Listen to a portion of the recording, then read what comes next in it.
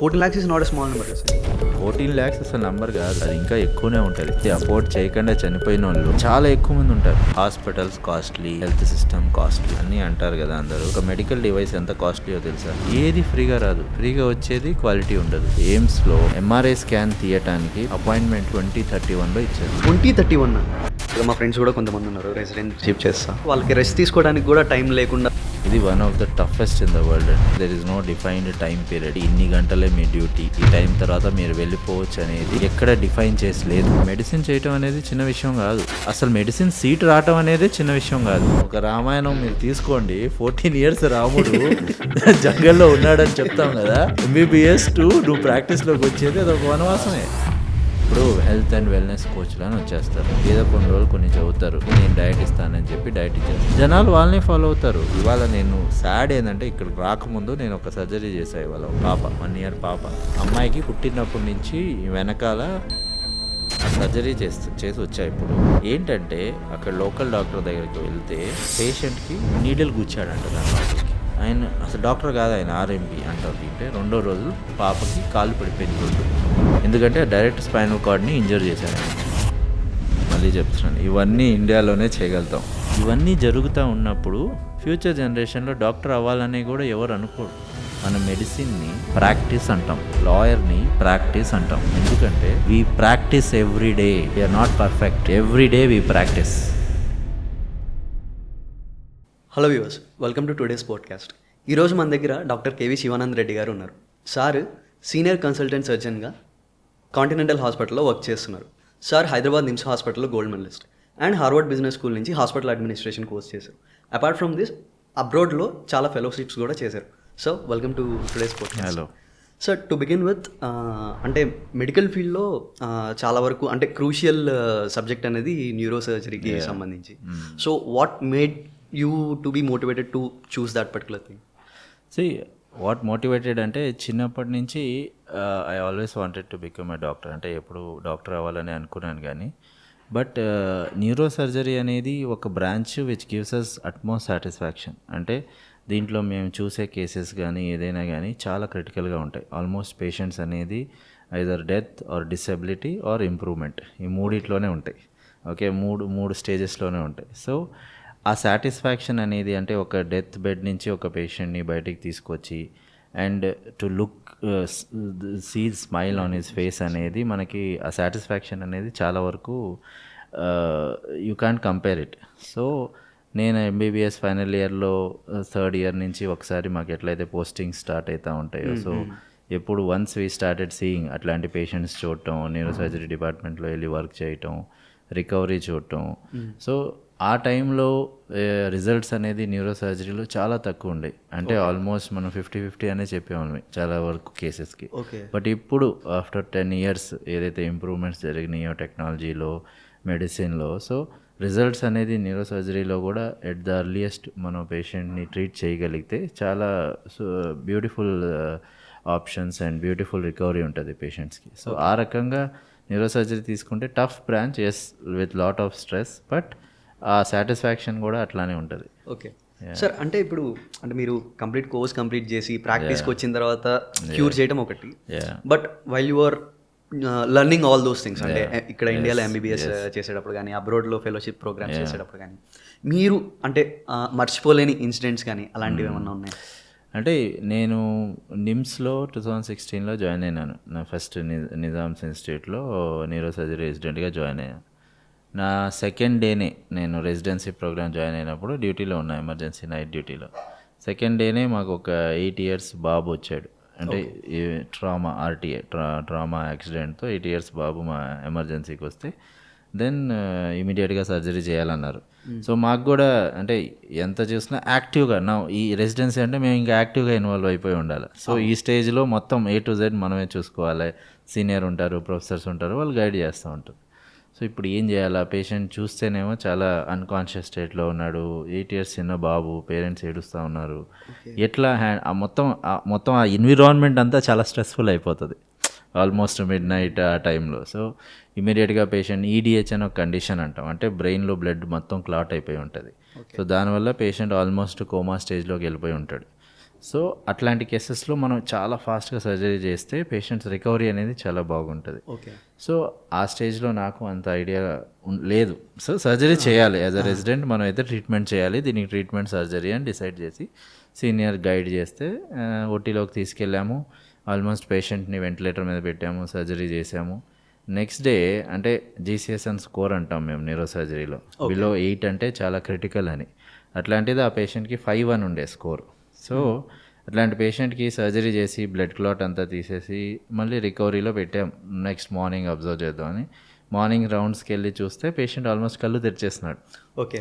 So అంటే అట్లాంటి stage నుంచి కూడా ఒక పేషెంట్ అర్లీగా ట్రీట్ అంటే ఒక రకంగా ఒక అచీవ్మెంట్ లాగా, అంటే ఇంక మనం లైఫ్లో ఏదో అచీవ్ చేసేసినాము అంటే మనం ఈ రికవరీ ఆఫ్ పేషెంట్కి మనం కూడా ఒక పార్ట్ ఉన్నాము, మనం కూడా దాన్ని ఒక లెవెల్ దాకా కాంట్రిబ్యూట్ చేసామన్న హ్యాపీనెస్ అనేది అది అవుట్ ఆఫ్ ద బాక్స్. అంటే దాని తర్వాత we would have done multiple complex surgeries కానీ, but one of the first incidents అట్లాంటిది, that to being a child, అది కూడా ప్రీషియస్ చైల్డ్ అనమాట. ఆల్మోస్ట్ 10 years ఆఫ్ మ్యారేజ్ తర్వాత పుట్టాడు బేబీ. ఓకే. సో వాళ్ళకి అది చాలా precious child. So when we can అంటే అంత హ్యాపీనెస్ ఒక లైఫ్లో ఇవ్వగలుగుతున్నాము అంటేనే we're achieving something. See happiness can never be measured with some money or as money is important, but అట్లాంటి థింగ్స్ వీఆర్ మేకింగ్ డిఫరెన్స్.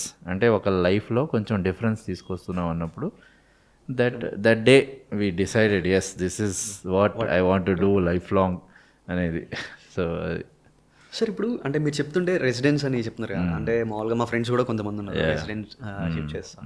అంటే వాళ్ళు చెప్పేది ఏంటంటే ఓకే వర్క్ అంటే పేషెంట్స్ని చూసుకోవడం వరకు ఓకే, కానీ వాళ్ళకి రెస్ట్ తీసుకోవడానికి కూడా టైం లేకుండా ఓటీ ఇవి షెడ్యూల్స్ వేయటం కానీ ఇవన్నీ చేయడం, దానిపైన మీ ఒపీనియన్ అండి? బేసిక్గా అంటే మీరు ఫారెన్లో కూడా వర్క్ చేశారు కాబట్టి బేసిక్గా ఇండియన్ రెసిడెన్సీ సిస్టమ్, మెడికల్ సిస్టంలో మీరు ఒక పీజీ లెవెల్కి వచ్చాక రెసిడెన్సీ స్టార్ట్ చేశారంటే ఇది one of the toughest in the world అండి.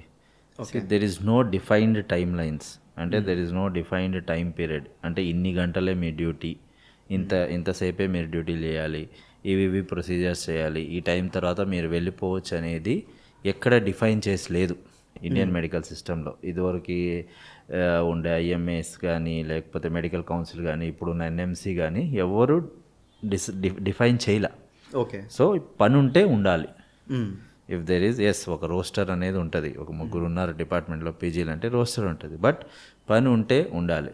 సో 36 hours అవ్వచ్చు, 48 hours అవ్వచ్చు, 72 hours అవ్వచ్చు. If there is work, patient care అవసరం ఉన్నప్పుడు మీరు ఉండాల్సిందే. And yes that is out of the love for the work. మనం రెసిడెంట్స్ ఎవ్వరు కంప్లైంట్ చేయరండి ఇండియాలో, చెప్తాం కానీ but no one will complaint saying నేను ఇంత చేశాను అంత చేశామని. We all do it for the passion of the medicine కానీ, బట్ అది అనేది రెగ్యులేట్ అవ్వాలి. ఎందుకంటే కొంతమంది తీసుకోగలుగుతారు, కొంతమంది తీసుకోలేరు.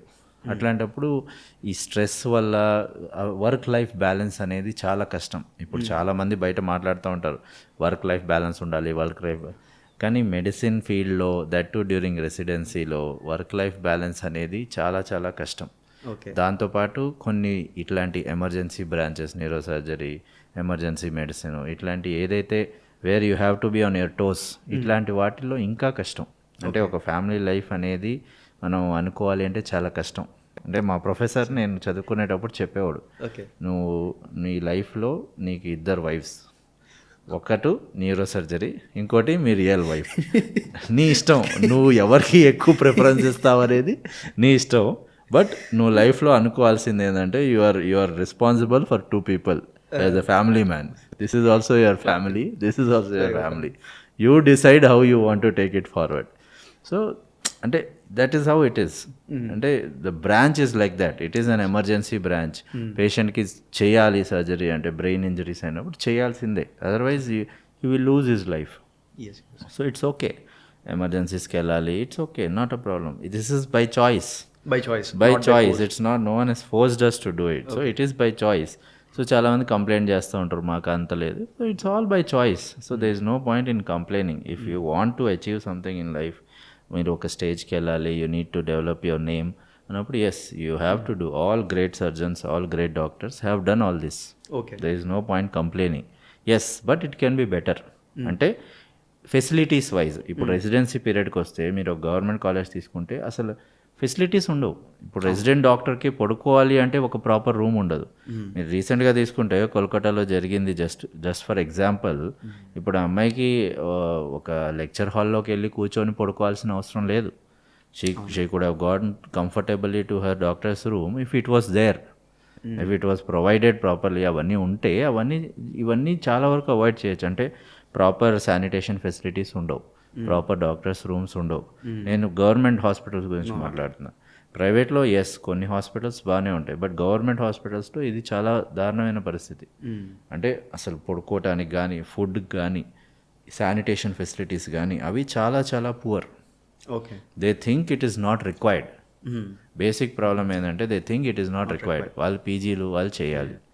సో ఆ మైండ్ సెట్ కొంచెం మన గవర్నింగ్ పీపుల్లో మారితే ఆ ఫెసిలిటీస్ ఇంకా బెటర్ అయితే, residents are the backbones అండి. Residents PGs are the backbones for any medical government college or even private college if you take it. If they are provided good facilities, patient care అనేది చాలా వరకు improve అవుతుంది. So అక్కడ we're lacking in medical system. ఇప్పుడు నేను కెనడాలో పనిచేసినప్పుడు మీరు చూస్తే బ్యూటిఫుల్ రూమ్స్. అంటే ఇప్పుడు నేను I have the right to say that I'm tired. Okay, ఇండియాలో ఆ రైట్ లేదు. You are a PG, you can't say you are tired. ఈ కెనడాలో కానీ ఇప్పుడు సౌత్ కొరియాలో తీసుకుంటే I can say that I'm tired. I can go, I can take some break, I can take a short nap. You have a facility, అక్కడ facility ఉంటుంది. నువ్వు పడుకోవచ్చు కొంతసేపు, లేకపోతే ఏమైనా తినచ్చు, హ్యావ్ సమ్ డ్రింక్, స్మాల్ ఏదైనా ఎనర్జీ డ్రింక్ కానీ ఏదో ఒకటి తీసుకొని రావచ్చు. బట్ ఇండియాలో you have to be on your toes.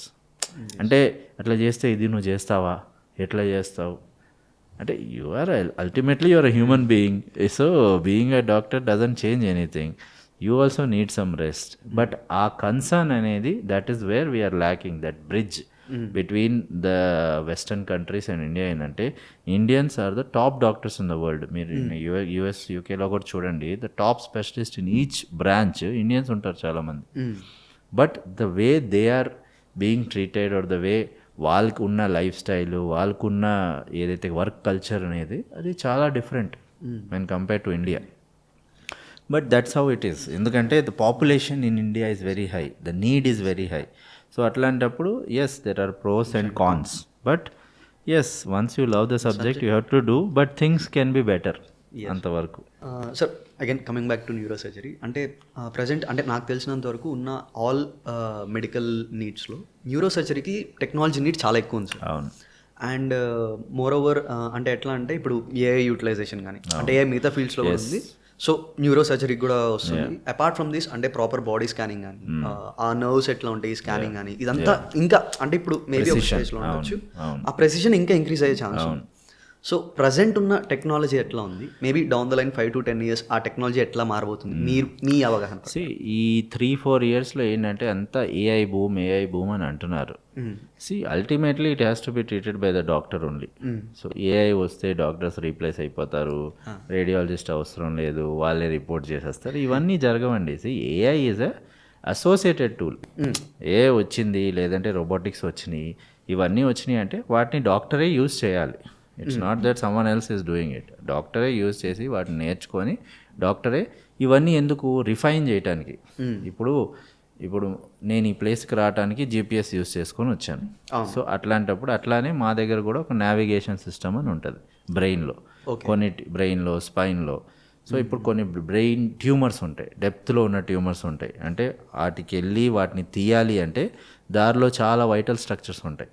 అవన్నీ డ్యామేజ్ అవ్వకుండా, వెసల్స్ అవన్నీ డ్యామేజ్ అవ్వకుండా ఓన్లీ మనం ట్యూమర్ దగ్గరికి వెళ్ళి ట్యూమర్ తీసేటట్టు మనకి ఒక నావిగేషన్ సిస్టమ్ అని ఉంటుంది బ్రెయిన్లో. సో ఇది మనకి ఆల్మోస్ట్ 10-15 years నుంచి ఉన్నది. సో దాంట్లోనే రిఫైన్మెంట్స్ అంటే ఇప్పుడు వీ కెన్ వర్చువల్ రియాలిటీ అని వచ్చేసింది. ఇప్పుడు న్యూరో సర్జరీలో కూడా వీ హ్యావ్ వర్చువల్ రియాలిటీ. అంటే we can wear those glasses and we can real time see.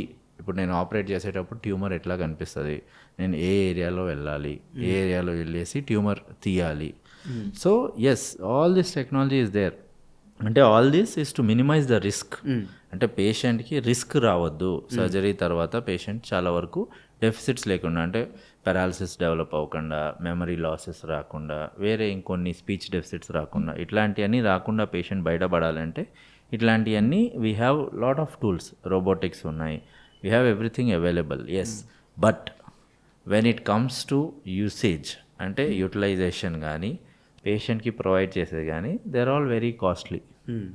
Okay, ఇండియాలో ఆ కాస్ట్ ఫ్యాక్టర్ అనేది చాలా చాలా ప్రాబ్లం. ఓకే, ఇప్పుడు ఇదే నేను యూఎస్లో ఉండి పేషెంట్కి ప్రొవైడ్ చేయగలుగుతా, there is no questions asked. I want to use this means I will use. There is no problem with regard to usage. ఎందుకు అంటే they are all insurance covered. Okay, అక్కడ నేను ఏదైనా యూజ్ చేయగలుగుతా. పేషెంట్ దగ్గరికి వెళ్ళి నేను ఇది యూజ్ చేస్తున్నాను, దీనికి ఎక్స్ట్రా ఖర్చు వస్తుంది, ఇది వస్తుంది, అది వస్తుంది అని we don't discuss there if a patient is insured. And 90% of US is insured for health at least. యూకేలో ఎన్హెచ్ఎస్ అని వాళ్ళ సిస్టమ్ ఉంటుంది. సో హెల్త్కి చాలా చాలా ప్రయారిటీ ఇస్తారు వెస్ట్రన్ వరల్డ్. ఇండియాలో అది చాలా తక్కువ. ఇప్పుడు చాలామంది వచ్చి ఆరోగ్యశ్రీ అని అడుగుతారు. C we all want to help patients. ఆరోగ్యశ్రీలో వస్తే 100% we will try and do it.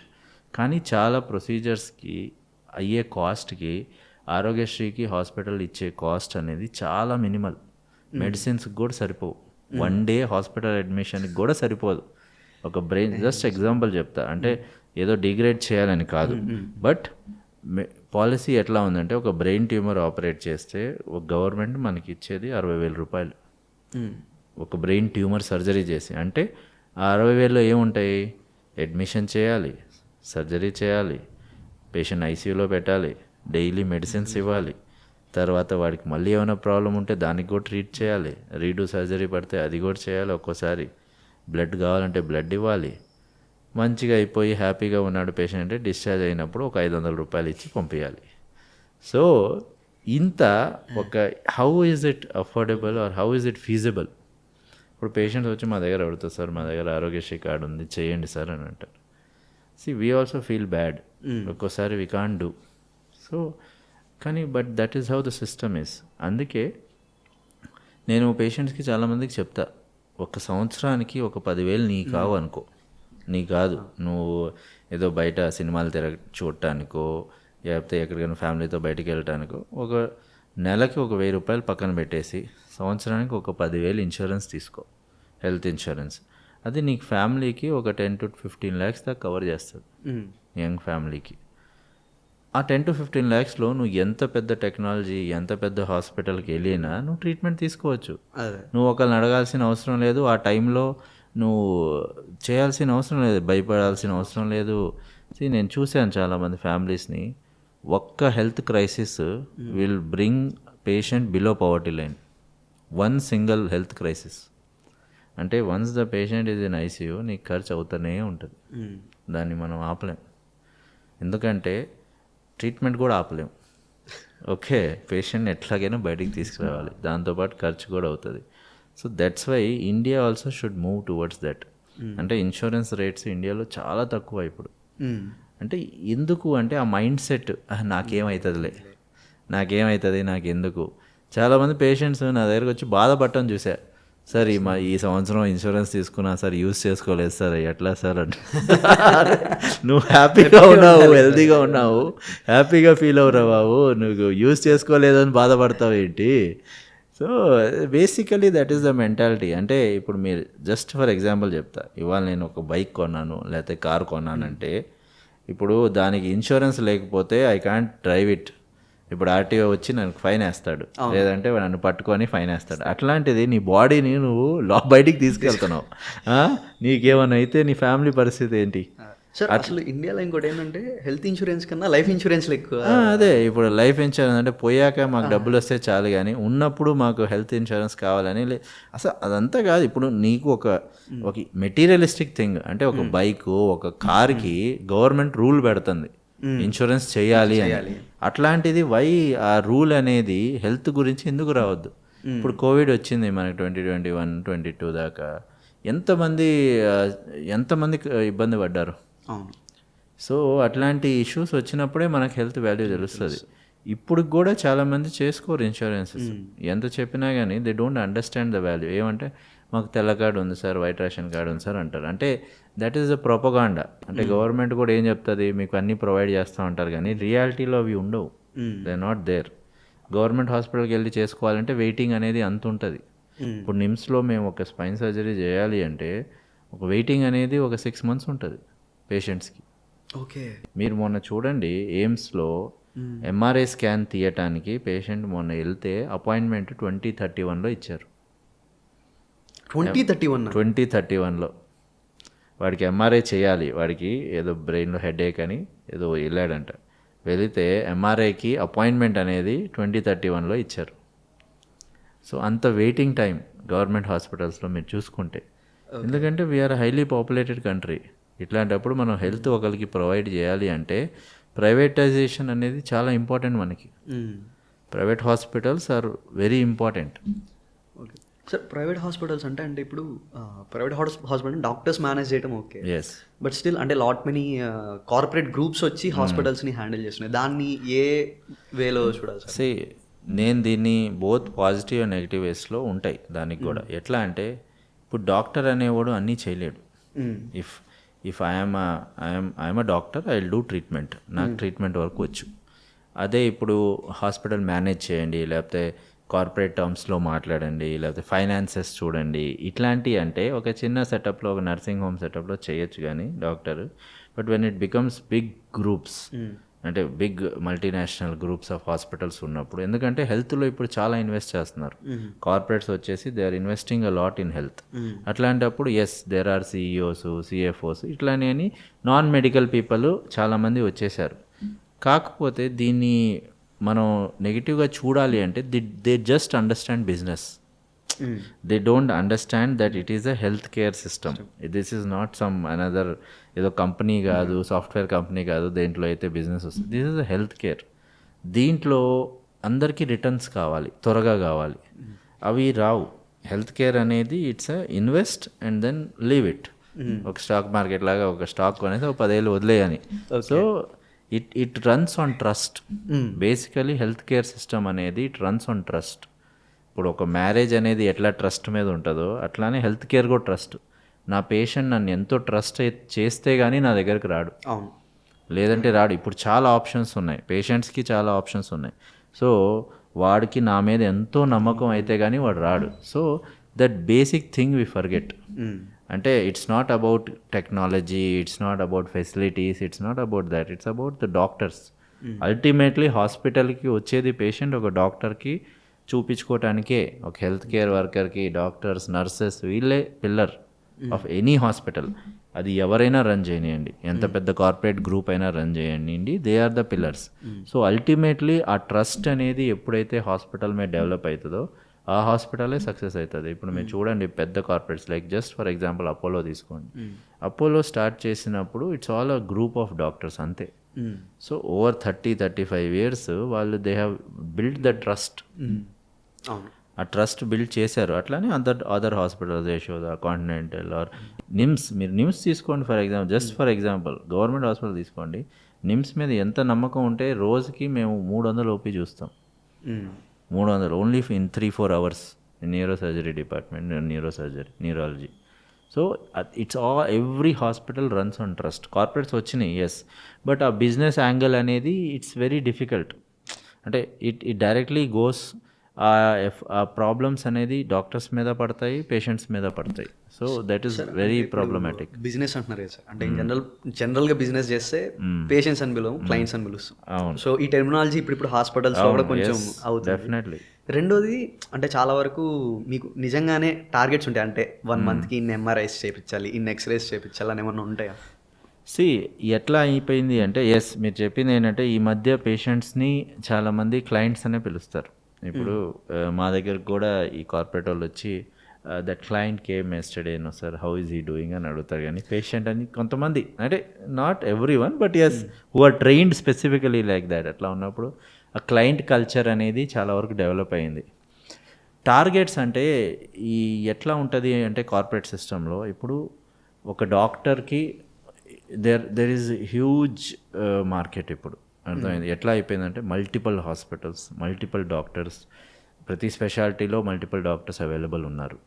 ఎట్లా ఉంటుందంటే I'm giving you X amount. ఇప్పుడు ఒక డాక్టర్కి ఒక ఎక్స్ అమౌంట్ ఇస్తుంది ఒక హాస్పిటల్. So this is like an ROI, return on investment. అర్థమవుతుందా? ఎట్లా అంటే why should I be paying him so much? Okay, వాళ్ళు కూడా బిజినెస్ యాంగిల్, ఇప్పుడు కార్పొరేట్స్ వచ్చినప్పుడు బిజినెస్ యాంగిల్ నుంచే చూస్తారు. Why I should be paying him so much? నాకు కొంచెం దీనివల్ల ఈయన్ని హైర్ చేశాము, ఎస్ గుడ్ డాక్టర్, అంత బాగా చేస్తారు, ultimately all that okay. But target అంటే ఎట్లా ఉంటుందంటే they also want something out of you. ఇప్పుడు ఫర్ ఎగ్జాంపుల్ ఒక సినిమా ఉందండి, ఓ ప్రభాస్ సినిమా ఉంది, బాహుబలి తీశారు లేదా కల్కి తీశారు. ఇప్పుడు ప్రభాస్కి 500 కోట్లు ఇస్తున్నారు, 400 కోట్లు ఇస్తున్నారంటే ఆయన సినిమా రన్ అవుతుందనే కదా ఇస్తారు. ఇప్పుడు ఆ సినిమాలో అంత డబ్బులు పెడితే రివర్స్ రావాలి ఆ డబ్బులనే ఇస్తారు. అట్లానే దే ఆల్సో ఎక్స్పెక్ట్, ఎస్ మనకి కూడా కొంచెం బిజినెస్ ఉంటే అట్లా అని ఏది మరీ ఫోర్స్ చేసి మా తల మీద కూర్చొని ఇంత రావాలి ఇంత రావాలి ఇన్ని MRIలు రాయండి అని ఎవరు అనరండి. అది అవన్నీ ఫేక్ ప్రొపగండా బయట జరిగేది. చాలా వరకు 95% చాలా వరకు ఫేక్. ఇది రాయండి, వాళ్ళు రాయమని చెప్పినా 95% 99% డాక్టర్స్ రాయరు. ఎథికల్ ప్రాక్టీస్ అనేది చాలా వరకు ఇంపార్టెంట్. ప్రతి ఫీల్డ్లో కొంతమంది ఉంటారు, but most of the doctors they follow very much ethically. అట్లాంటప్పుడు వాళ్ళు రాయమన్నా చాలామంది రాసే పరిస్థితిలో ఉండదు. And they can't dictate it, అంటే ఇదే చేయండి మీరు అదే చేయండి అని అట్లా ఉండదు. But yes they expect something out of a డాక్టర్కి. ఎస్ డాక్టర్ ఉన్నారు, ఆయన పేరు ఉన్నది, దాంతో మనకు కూడా కొంచెం రిటర్న్స్ రావాలి.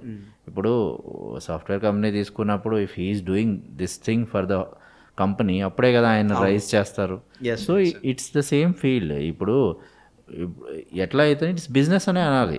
ఇప్పుడు ఒక హాస్పిటల్ మీదకి వచ్చి ఒకళ్ళు కేసు వేయచ్చు, ఒక డాక్టర్ మీదకి వచ్చి ఒకళ్ళు కేసు వేయచ్చు. ఏ మాత్రం అయినా నోబెల్ ప్రొఫెషన్ అనే అంటానికి మనం లేము. ఇప్పుడు ఒక పేషెంట్కి if he is not happy with me, ఆయన వెళ్ళి గూగుల్లో ఒక రివ్యూ రాసేస్తాడు. మీరు చూడండి ఎంత ఈజీ అది. అంటే ఇది ఎంత ఈజీ అయిపోయిందంటే ఏదైనా రాసేయచ్చు, అవును, ఎవరి గురించైనా ఏదైనా రాసేయచ్చు. ఇప్పుడు పబ్లిక్కి అది నిజమా కాదా అని తెలీదు. ఒక ఫోన్ ఉంది నా దగ్గర, ఆండ్రాయిడ్ ఫోన్ ఉంది అనేది ఎవడైనా ఏదైనా రాసేయచ్చు. ఈ క్లినిక్ బాగాలేదు, ఈ హాస్పిటల్ బాగాలేదు, ఈ డాక్టర్ బాగాలేదు. That effects a reputation. అంటే నువ్వు ఇంత కష్టపడి ఇంత సంవత్సరాలు ఇంత పైకి వచ్చావంటే దాని తర్వాత ఒక్క బ్యాడ్ రివ్యూ కానీ ఏమైనా చూసామనుకోండి మేము, it affects us a lot. అంటే అయ్యో ఇట్లా అయిందా, అంటే నాకు వచ్చి చెప్తే బాగుండేది కదా, patient has a concern, he should have told us. So ఇవన్నీ అనేది కొంచెం సోషల్ మీడియా వల్ల ఇప్పుడు డెవలప్ అయిన. ఇప్పుడు సింపుల్ అండి, ఏ పేషెంట్ అయినా ఏ డాక్టర్ దగ్గరికి వెళ్ళినా గూగుల్ రివ్యూ చూసిపోతాడు, ఆ డాక్టర్ గురించి అన్నీ తెలుసుకొని పోతాడు. డాక్టర్ మంచోడా కాదా, వాడి గూగుల్ రేటింగ్ 4.9 ఉందా, 5 ఉందా, 4 ఉందా, ఇవన్నీ చూసుకొనే వెళ్తున్నారు. కానీ ఇదివరకులాగా ఈ డాక్టర్ హస్తవాసి బాగుంటుంది, ఆ మౌత్ టాక్ అనేది చాలా వరకు తగ్గిపోయింది ఈ సోషల్ మీడియా వచ్చాక. ఇవన్నీ కాన్స్. ఎందుకంటే యూ కెన్ గో, ఎట్లా అయిపోయిందంటే ప్రాబ్లం ఏంటంటే దీనివల్ల చాలా ఫేక్ పీపుల్ అంతా వచ్చేస్తారు. సార్ అదే దాని గురించి అడుగుదాం అనుకుంటున్నాను. ఇప్పుడు సోషల్ మీడియాలో ఏంటంటే చాలా వరకు డాక్టర్లు చెప్పే డైట్ మానేసి ఇన్ఫ్లుయెన్సర్స్ చెప్పే డైట్ ఒకటి. కొంతమంది ఏంటంటే కొంచెం ఒక మోడల్ని ఎవరో ఒకరిని తీసుకొస్తారు, సమ్ అదేదో స్ట్రెచ్చింగ్ అయ్యి చేస్తారు, ఓకే పెయిన్ తగ్గిపోయింది అన్నట్టు అదో చిన్న ఇవి జరుగుతాయి. ఇంకొంతమంది ఓకే అంటే ఫేషియల్ క్రీమ్స్ అని చెప్పి అది ఇది పొడి కోల్గేట్ టెస్ట్ చేయండి తగ్గుతుంది, ఇలాంటి అంటే వాటన్నిటిని చాలా గుడ్డిగా నమ్మేస్తున్నారు సార్. ఇప్పుడు ఎట్లా ఉందంటే ఇవన్నీ ఇండియాలోనే చేయగలమండి, మళ్ళీ చెప్తున్నాను, ఇవన్నీ ఇండియాలోనే చేయగలుగుతాం. ఏ కంట్రీలో అయినా మీరు హెల్త్తో ఆడుకోలేరు అంత ఈజీగా. ఓకే, ఇండియాలోనే ఈ ఒక కంట్రోల్ అనేది లేదు మనకి. ఎవరి మీద ఒక రెగ్యులేటరీ బాడీ నిల్చొని ఇది నువ్వు చేయకూడదు, ఇది నువ్వు ఇట్లా పబ్లిష్ చేయకూడదు అని లేదు. ఇప్పుడు డాక్టర్స్ కొన్ని చేయకూడదు అని NMC చెప్తుంది మాకు, మీరు ఇట్లా పబ్లిసైజ్ చేయకండి, ఇట్లా రీసెంట్గానే పేపర్లో వచ్చింది, మీరు పేషెంట్ టెస్టిమోనియల్స్ తీసుకోకండి, మీరు డిజిటల్ మార్కెటింగ్ చేయొద్దు అని ఇట్లా మాకు కొన్ని రూల్స్ ఇచ్చారు. కానీ సరే మీరు ఇచ్చారు, I will accept it. But ఇప్పుడు చాలామంది న్యూట్రిషనిస్టులు డాక్టర్ అని చెప్పుకుంటున్నారు. అవును, ఓకే, ఇప్పుడు కొంతమంది ఫిజియోథెరపిస్టులు డాక్టర్లు అని చెప్పుకుంటున్నారు. ఇప్పుడు NMC కానీ మెడికల్ కౌన్సిల్ కానీ కొంతమందికి డాక్టర్ పెట్టుకునే అర్హత ఇస్తుంది. నీ పేరు ముందు డాక్టర్ అనేది కొంతమందే పెట్టుకోవచ్చు. ఇప్పుడు ఎట్లా అయిపోయిందంటే కొంతమంది కాంపౌండర్స్ హాస్పిటల్స్లో పనిచేసి బయట ఒక చిన్న హాస్పిటల్ చిన్న క్లినిక్ లాగా ఓపెన్ చేసి డాక్టర్ అని రాసుకుంటున్నారు. అంటే వాడు డాక్టరా, వాడు నిజంగానే డాక్టరా కాదా? ఇప్పుడు హెల్త్ అండ్ వెల్నెస్ కోచ్లు అని వచ్చేస్తారు. ఏదో కొన్ని రోజులు కొన్ని చదువుతారు, ఇది హెల్త్కి మంచిది, ఇది హెల్త్కి మంచిది అని చెప్పి, నేను డయట్ ఇస్తానని చెప్పి డయట్ ఇచ్చేస్తాను. జనాలు వాళ్ళని ఫాలో అవుతారు. నేను మళ్ళీ చెప్తున్నా, ఒక ప్రాపర్ వెల్ ట్రైన్డ్ డాక్టర్ బయటకు వచ్చి ఇది నువ్వు చెయ్యొద్దురా అంటే కూడా ఎవరికైతే మంచి అంటే వీడియో క్వాలిటీ బాగుంటుందో, ఎవరికైతే బాగా చమకులు ఉంటాయో అట్లాంటి వాళ్ళనే జనాలు కూడా ఫాలో అవుతారు. అసలు వాళ్ళ క్రెడెన్షియల్స్ ఏంటి, అసలు వాళ్ళు డాక్టర్సేనా, వాళ్ళు ఇది చెప్పచ్చా లేదా అనేది ఫేక్ మెడికల్ కంటెంట్ అనేది ఇంటర్నెట్లో కానీ సోషల్ మీడియాలో కానీ మరీ విపరీతంగా అయిపోయింది. దీనివల్ల అల్టిమేట్గా సఫర్ అయ్యేది పేషెంటే. ఇప్పుడు ఎవడో వచ్చేసి నేను నెక్ పెయిన్, బ్యాక్ పెయిన్ ఇట్లా మసాజులు చేసి తగ్గించేస్తాను అంటాడు. కనీసం నేను చాలామందిని చూశాను, ఇన్వెస్టిగేట్ చేయకుండా ఒక పేషెంట్కి ట్రీట్మెంట్ చేస్తారు. అంటే అసలు వాడికి ఆ పెయిన్ ఎందుకు వస్తుంది, ఎందుకు రావట్లేదు అనేది. క్రానిక్ పెయిన్స్ ఇవన్నీ అంటే సంవత్సరాల పాటు ఉన్న పేషెంట్లకి ఫస్ట్ పేషెంట్లు కూడా ఎట్లా అయిపోయినారంటే, ఆ పెయిన్ వస్తే ఫిజియోథెరపీ చేసుకుందాం తగ్గిపోతుంది, సరే వెళ్తారు. చాలా వరకు అసలు ఇన్వెస్టిగేట్ చేయకుండా మనం ఒక ట్రీట్మెంట్ అనేది తీసుకోకూడదు. దానివల్ల చాలా ప్రాబ్లమ్స్ వస్తాయి తర్వాత, అంటే ఇర్రివర్సిబుల్ ప్రాబ్లమ్స్ వస్తాయి with regard to neuro surgery అనేది.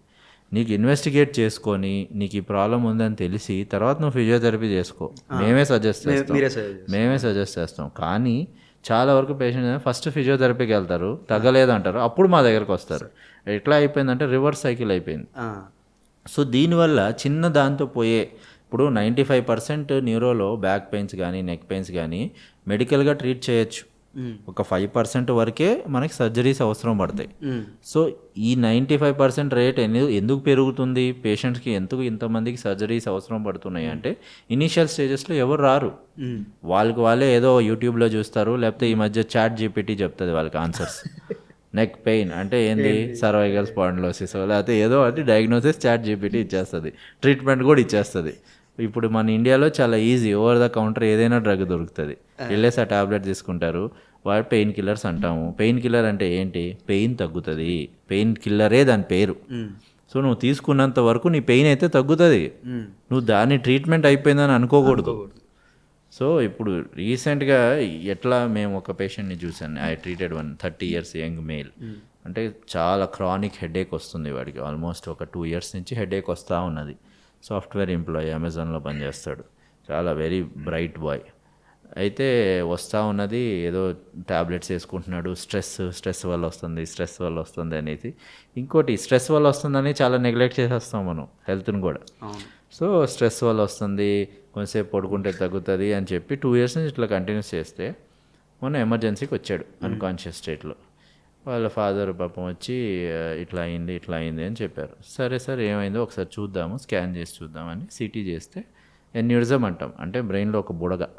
ఓకే, అర్థమైంది, ఎన్యూరిజం అని అంటాం. అంటే బ్లీడ్ అయింది పేషెంట్కి బాగా, ఆ బుడగ పగిలి బ్లీడ్ అయింది, ఎన్యూరిజం బ్లీడ్. అది ఎట్లా ఉంటుందంటే అది బ్రెయిన్లో one of the most complicated thing. So bleed అయ్యి ఆ పేషెంట్ ఆల్మోస్ట్ అన్కాన్షియస్ స్టేట్కి వెళ్ళిపోయినాడు.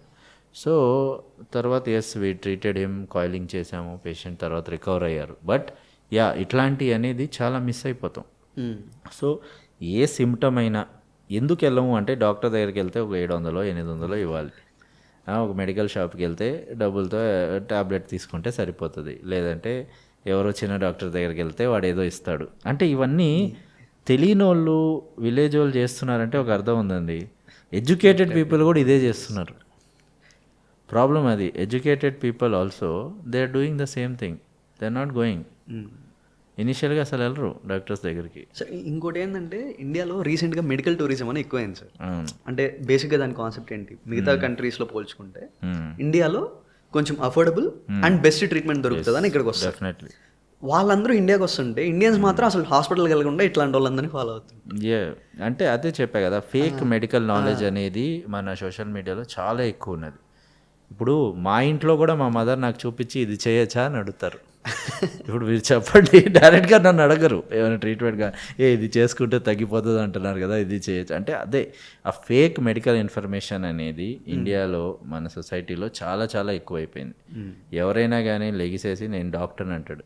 జస్ట్ ఫర్ ఎగ్జాంపుల్ చెప్తున్నాను, ఇప్పుడు రీసెంట్గా అంటే జస్ట్ ట్రెండ్లో ఉంది కాబట్టి, సిద్ధు గారి వల్ల, నవజోత్ సింగ్ సిద్ధు వల్ల వైఫ్ రికవర్ అయినారు. 4th stage cancer, breast cancer నుంచి రికవర్ అయ్యారని చెప్తున్నారు.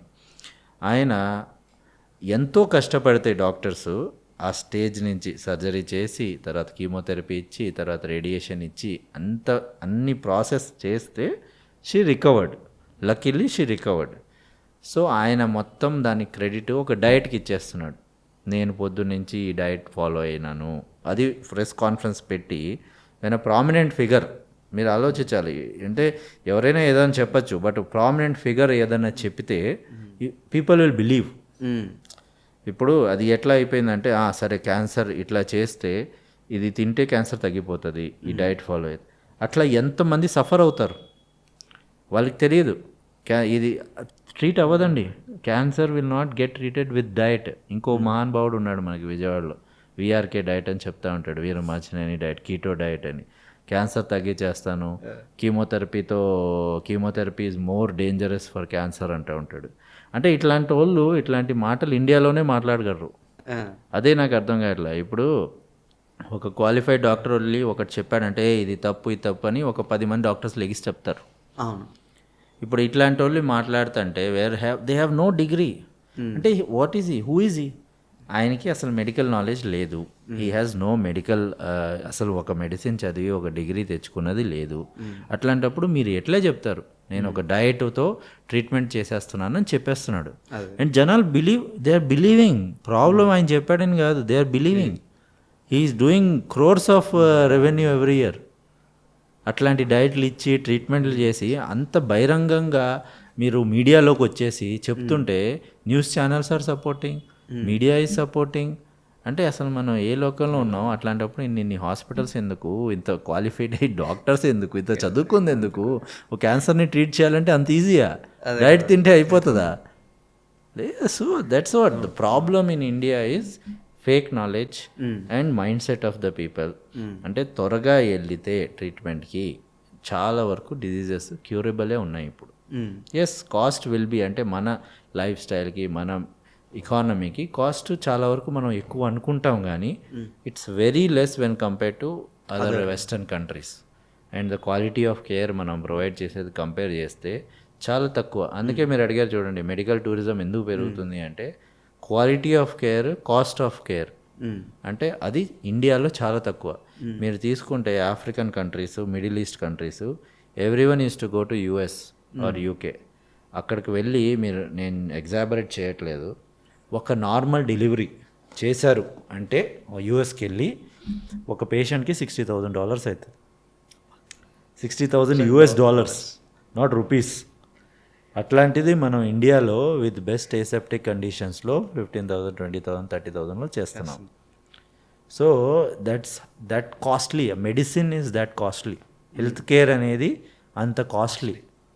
సో అది ఇండియాలో మనం బడ్జెట్ తీసుకుంటే ఎప్పుడైనా మీరు 1%, 0.5% ఇస్తారు హెల్త్కి. నిజంగా చూడండి, 0.5%, 1% ఇస్తారు ఆ హోల్ బడ్జెట్. ఎలా ఇంప్రూవ్ అవుతుంది హెల్త్ కేర్ సిస్టమ్? అవ్వదు. సో ఇప్పుడు డాక్టర్స్ లేరు, రూరల్ ఏరియాస్లో డాక్టర్స్ అవైలబుల్ లేరు అంటున్నారు, కానీ డాక్టర్ ఆయన వెళ్ళి జాబ్ చేసేస్తాడా రూరల్ ఏరియాలో? మీరు జాబ్స్ వేస్తే కదా జాబ్ చేసేది. అవును. ఇప్పుడు నేనే ఎలా అనుకున్నాను అనుకోండి, ఒక పిఎస్సికి వెళ్ళి నేను వర్క్ చేయాలనుకున్నాను. నువ్వు జాబ్ వేయాలి కదా, నువ్వు గవర్నమెంట్ నోటిఫికేషన్ తీసుకురావాలి కదా. రీసెంట్గా ఒక సూర్యాపేటలోనో నల్గొండలోనో నోటిఫికేషన్ వేస్తే 30 జాబులకి 10,000 మంది అప్లై చేశారు డాక్టర్స్. 30 జాబులే, ఎస్ఆర్షిప్, మళ్ళీ మెడికల్ డిఎంఓస్, కొంత ఒక వేరే డిపార్ట్మెంట్స్, వాటికి 10,000 మంది అప్లై చేశారు 30 జాబ్స్ వేస్తే. మరి ఏ రకంగా అంటారు డాక్టర్స్ వెళ్ళట్లేదు అని? వెళ్తారు, నువ్వు వేస్తే వెళ్తారు. సో ఇట్ ఈజ్ ఆల్, దేనికైనా బోత్ ద సైడ్స్ ఉంటాయి, చూడాలి. వాళ్ళు రూరల్ ఏరియాస్లో ఏం కంప్లైంట్ చేస్తారు? ఈ ఆర్ఎంపీ సిస్టము, పిఎంపీ సిస్టమ్ ఎందుకు పెరిగిందంటారు? డాక్టర్స్ లేరు అందుకు పెరిగిందంటారు. అంటే మీరు ప్రొవైడ్ చేయండి. Any doctor will go and work. No one will say no. మనం వచ్చిందే ఈ ప్రొఫెషన్లోకి ప్రాక్టీస్ చేయడానికి. సో ఎవరు మీరు పోస్ట్ వేస్తే ఎవడు గవర్నమెంట్ జాబ్ వద్దనుకోడు. సో ఆ నోటిఫికేషన్స్ అనేది చాలా లేట్గా పడతాయి. అట్లాంటప్పుడు ఎక్కడి నుంచి వెళ్ళి చేస్తారు? ఇప్పుడు ఇండియాలో మీరు చూసుకుంటే ఎన్ని more than 1,20,000 medical seats we have every year. 1,20,000 medical seats. నేను ఎంత బాధాకరం అంటే ఒక ఎంబీబీఎస్ గ్రాడ్యుయేట్, ఎంబీబీఎస్ 5.5 సంవత్సరాలు 6 సంవత్సరాలు కష్టపడి చదివి బయటకు వచ్చి ఒక కార్పొరేట్ హాస్పిటల్లో every one wants to have a good life style. అందరికీ నేను మంచిగా ఉండాలా, నా లైఫ్ స్టైల్ బాగుండాలా, నా ఫ్యామిలీ బాగుండాలనే ఉంటుంది. ఎవడు వెళ్ళి నేను ఊర్లో పనిచేస్తా అని అనుకొని మెడిసిన్ జాయిన్ అవ్వడు. అదే అందరు ఏమంటారు, అందరు ఊళ్ళకి వెళ్ళట్లేదు, ఇక్కడే పని చేస్తున్నారు అంటే yes, they want to have a good life style. దానికే వాడు అంత కష్టపడుతున్నాడు. మెడిసిన్ చేయటం అనేది చిన్న విషయం కాదు. దాంతోపాటు అసలు మెడిసిన్ సీట్ రావటం అనేది చిన్న విషయం కాదు. ఉన్న కాంపిటీషన్లో ఒక మెడిసిన్ సీట్ వస్తుందంటేనే అది గొప్ప విషయం. అసలు ఒక జర్నీ ఆఫ్ మెడికల్ స్టూడెంట్ మీరు తీసుకుంటే అది ఒక వనవాసం అండి. నేను చెప్తున్నా నిజంగా. ఒక రామాయణం మీరు తీసుకోండి, 14 years రాముడు జంగల్లో ఉన్నాడని చెప్తాం కదా. ఎంబీబీఎస్ టు నువ్వు ప్రాక్టీస్లోకి వచ్చేది అది ఒక వనవాసమే. మినిమం 14 years పడుతుంది నీకు. నువ్వు బయటికి వచ్చి ప్రాక్టీస్ చేసి నీ జేబులో ₹1 పడేదాకా నీకు అంత టైం పడుతుంది. వనవాసమే అది. సో అట్లాంటప్పుడు వాడు సంపాదించకూడదండి, సంపాదించాలి కదా. ఇప్పుడు దౌర్భాగ్యం ఏంటంటే ఒక ఎంబీబీఎస్ చేసుకుని బయటకు వచ్చిన పిల్లాడు లేకపోతే అమ్మాయి 30,000 35,000 అంతే. ఒక మెడికల్ హాస్పిటల్లో, ఒక హాస్పిటల్లో, కార్పొరేట్ హాస్పిటల్లో కానీ ఎక్కడైనా చేయాలనుకుంటే ఒక డిఎంఓ లాగా, డ్యూటీ డాక్టర్ లాగా చేస్తే వాళ్ళకి ఇచ్చే శాలరీ 30,000 35,000 అంతే. ఎంబీబీఎస్ చేసి వస్తే అంతకంటే ఎక్కువ ఇవ్వరు. అంతే ఇస్తారు. దాంతో పాటు వాడు ఇప్పుడు ఎవరితో కంపీట్ చేయాలి? ఒక ఎంబీబీఎస్ చేసినోడు, ఫార్మా డీ చేసిన వాళ్ళు, ఈ బిఏఎంఎస్ హోమియోపతి చేసిన వాళ్ళు, ఆయుర్వేద చదివిన వాళ్ళు, వీళ్ళందరూ కూడా చాలా కార్పొరేట్ హాస్పిటల్స్లో డ్యూటీ డాక్టర్ లాగా పనిచేస్తారు. సో వాళ్ళకి ఒక 5,000 3,000 తక్కువ ఇస్తారు హాస్పిటల్స్ వాళ్ళు కంపేర్ చేస్తే ఎంబీబీఎస్ వాళ్ళతో. ఓకే, సో వాళ్ళని ఎక్కువ హైర్ చేస్తారు. ఎంబీబీఎస్ వాళ్ళతో కంపేర్ చేస్తే అట్లాంటి వాళ్ళని ఎక్కువ హైర్ చేస్తారు. సో అంత కాంపిటీషన్ అయిపోయింది. నువ్వు ఎంబీబీఎస్ చేశాక కూడా నీకు వాల్యూ లేదు. ఎందుకు అంటే ఈ మెడికల్ కాలేజెస్ అనేది డిస్ట్రిక్ట్ ఒకటి అనేది గొప్పగా చెప్పుకుంటున్నాం మనం, కానీ అది చాలా ఎక్కువ. అంత అవసరం లేదు. బయటికి వచ్చి చేసిన డాక్టర్కి పరిస్థితి ఏంది అది చూసుకోవట్లే ఎవరు. నీకు జాబ్స్ ఎక్కడున్నాయి, జాబ్ క్రియేషన్స్ ఎక్కడున్నాయి? అందరూ వాళ్ళ సొంత ప్రాక్టీస్ చేసుకోలేరు. Everyone can't open their own clinic, own hospital and do practice. అట్లాంటప్పుడు ఎక్కడుంది ఆపర్చునిటీ? అంటే ఇట్లాంటి రోజు ఒకటి వస్తుంది, ఒక డాక్టర్కి ఆపర్చునిటీ ఉందా అని మాట్లాడతామని కూడా నేను ఇప్పుడు అనుకోలే. లేదు, నిజంగానే లేదు. అంత tough cut throat competition in the market, in the system. దాంతో యూ హ్యావ్ టు, అందుకే doctor is a life long student. నువ్వు ప్రతిరోజు ఏదో ఒక టెక్నాలజీతో అప్డేట్ చేసుకుంటూ ఉండాలి. అప్డేట్ చేసుకుంటూ ఉండి నీ దగ్గర ఏదో ఒకటి స్పెషల్ ఉండాలి. ఒక పేషెంట్ నీ దగ్గరకు వస్తున్నాడు అంటే you have to have something very special with you. So it's not so easy in the market these days. The సొసైటీలో ఈ డాక్టర్ బెస్ట్ అని ఒక పేరు రాకపోతే సర్వైవ్ అనేది చాలా కష్టం. That is what is the whole thing beyond this corporate culture. They create competition among yourself. అంటే ఇంత టాక్సిక్గా ఎప్పుడు లేకుండే ఒక మెడికల్ ఫీల్డ్ అనేది. బట్ అంటే ఒక మెడిసిన్లో ఇప్పుడు మీరు చూడండి, ఒక లాయర్ని ఏదైనా జరిగింది కోర్టులో, ఆ రోజంతా కోర్టు బంద్ అయిపోతుంది. ఒక లాయర్ని ఎవడైనా కొట్టాడండి, నేనే వెళ్ళి కొట్టా, ఓకే, లాయర్ని కొట్టా, నాకు కోపం వచ్చింది, నేను కొట్టా, ఓకే, ఆ రోజు కానీ అప్పటి నుంచి అందరు లాయర్లు కూర్చొని దే విల్ డూ స్ట్రైక్. ఎవరికైనా దమ్ముందా ఆపేకి? ఆపలేడు. ఇప్పుడు మొన్న రీసెంట్గా చెన్నైలో ఒక పెద్ద ఆంకాలజిస్ట్, ఆయన మెడికల్ ఆంకాలజిస్ట్, నాకు తెలుసు. ఆయన వెళ్ళి ఒక పేషెంట్ కొడుకు పొడిచేసినాడు. ఎందుకు పొడిచాడు? grade 4 lymphoma, non Hodgkin's lymphoma అనేది హై గ్రేడ్ క్యాన్సర్. అది వాళ్ళ మదర్కి రికవర్ అవ్వట్లేదు. వేరే ఎవరి దగ్గరకు వెళ్తే డాక్టర్ చెప్పాడంట, ఇది సరిగ్గా ట్రీట్మెంట్ కాదు, ఇది ఇవ్వకూడదు, అది ఇవ్వకూడదు అని. వాడి కోపం వచ్చి హాస్పిటల్లో కత్తి తీసుకొచ్చేసి పొడి చేసినాడు. అంటే హౌ ఇట్స్ సో ఈజీయా? అంటే నువ్వు కత్తి తీసుకొచ్చేసి ఒక డాక్టర్ని పొడి చేస్తావు అండ్ హ్యాపీగా తిరుగుతున్నాడు వాడు. మీరు చూడండి, ఇంటర్నెట్లో అన్ని వీడియోస్ ఉన్నాయి. వాడు వచ్చి హ్యాపీగా కారిడార్లో తిరుగుతున్నాడు, అప్పుడు వచ్చి జనాలు పట్టుకొని పోయినారు. అలాంటిది మనం వేరే ఏ ప్రొఫెషన్లో అయినా చేయగలుగుతావా? ఎవరితో అయినా? ఒక పోలీస్ని వెళ్ళి నువ్వు కొట్టగలుగుతావా? నువ్వు ఎవడు నాకు కోపం వచ్చింది నేను కొడతా అని? ఏమైంది? ఏమవ్వదు. Soft targets. Doctors are very soft targets in the society. ఎందుకంటే మాకు ప్రాక్టీస్ తప్ప ఏమీ రాదు. మాకు పేషెంట్ని ట్రీట్ చేయటమే వచ్చు. నేను వెళ్ళి ధర్నాలు చేస్తూ కూర్చోలేను, నాకు రాదు. నేను హాస్పిటల్కే వెళ్ళాలి, నేను ఇంకేం చేయలేను. So that's why doctors are very soft targets. And doctors మధ్యలో కూడా యూనిటీ ఉండదు. మహా అయితే ఏమవుతుంది, ఐఎంఏ ఒక స్టేట్మెంట్ ఇస్తుంది, అవి కండెమ్ దిస్ అటాక్ అంటది. అంతే తప్ప ఏం చేస్తారు? నెక్స్ట్ డే ఎవరు క్లినిక్లకి ఎవరు హాస్పిటల్కి వాళ్ళు పోతారు. మహా అయితే ఏదో ఒక్కరోజు స్ట్రైక్ అంటారు. Because we're build to treat patients. Doctors ఆపేసినారు అంటే కష్టం కదా, సొసైటీ రన్ అవ్వదు. హాస్పిటల్స్ రన్ అవ్వట్లేదు అంటే it's the most emergency service, we can't stop it. So no one wants to stop it also. But ఇవన్నీ జరుగుతూ ఉన్నప్పుడు ఫ్యూచర్ జనరేషన్లో డాక్టర్ అవ్వాలని కూడా ఎవరు అనుకోరు. No one wants to become. ఇప్పుడు నా పిల్లలు ఉంటే నేను వాళ్ళని డాక్టర్ చేయాలనుకోను. వద్దు, చాలు. ఒకళ్ళు అంటే ఆ హోల్ ప్రాసెస్, ఆ journey, how hard you work for it, వెళ్ళిన తర్వాత then for no fault of yours, అంటే నువ్వు మ్యాక్సిమం ట్రై చేస్తావు నీ లైఫ్లో ఒక హ్యాపీగా ఒక పేషెంట్ని హ్యాపీగా ఇంటికి పంపించాలి అని. అలాంటప్పుడు కూడా ఇఫ్ యూ గెట్ బ్లేమ్డ్ కదా, యూ ఫీల్ బ్యాడ్. తప్పులు జరుగుతాయండి, ఎస్, డాక్టర్స్ దగ్గర కొంత జరుగుతాయి, అందరికీ కాంప్లికేషన్స్ అవుతాయి. ఏ డాక్టర్ కూడా నాకు 100% సక్సెస్ రేట్ అని చెప్పేకి ఉండదు. Every doctor has to go through that cycle. It is complications అనేది అందరికీ జరుగుతాయి. మీకు తెలీదు, ఒక పేషెంట్ మన చేతిలో బయటకు రాలేదు అంటే చనిపోయాడు అనుకోండి, ఒక డాక్టర్ ఎంత బాధపడతాడు అనేది తెలియదు ఎవరికి. నా చేతిలో ఒక పేషెంట్ ఒకసారి ఇట్లానే డెత్ అయింది, అన్ఎక్స్పెక్టెడ్.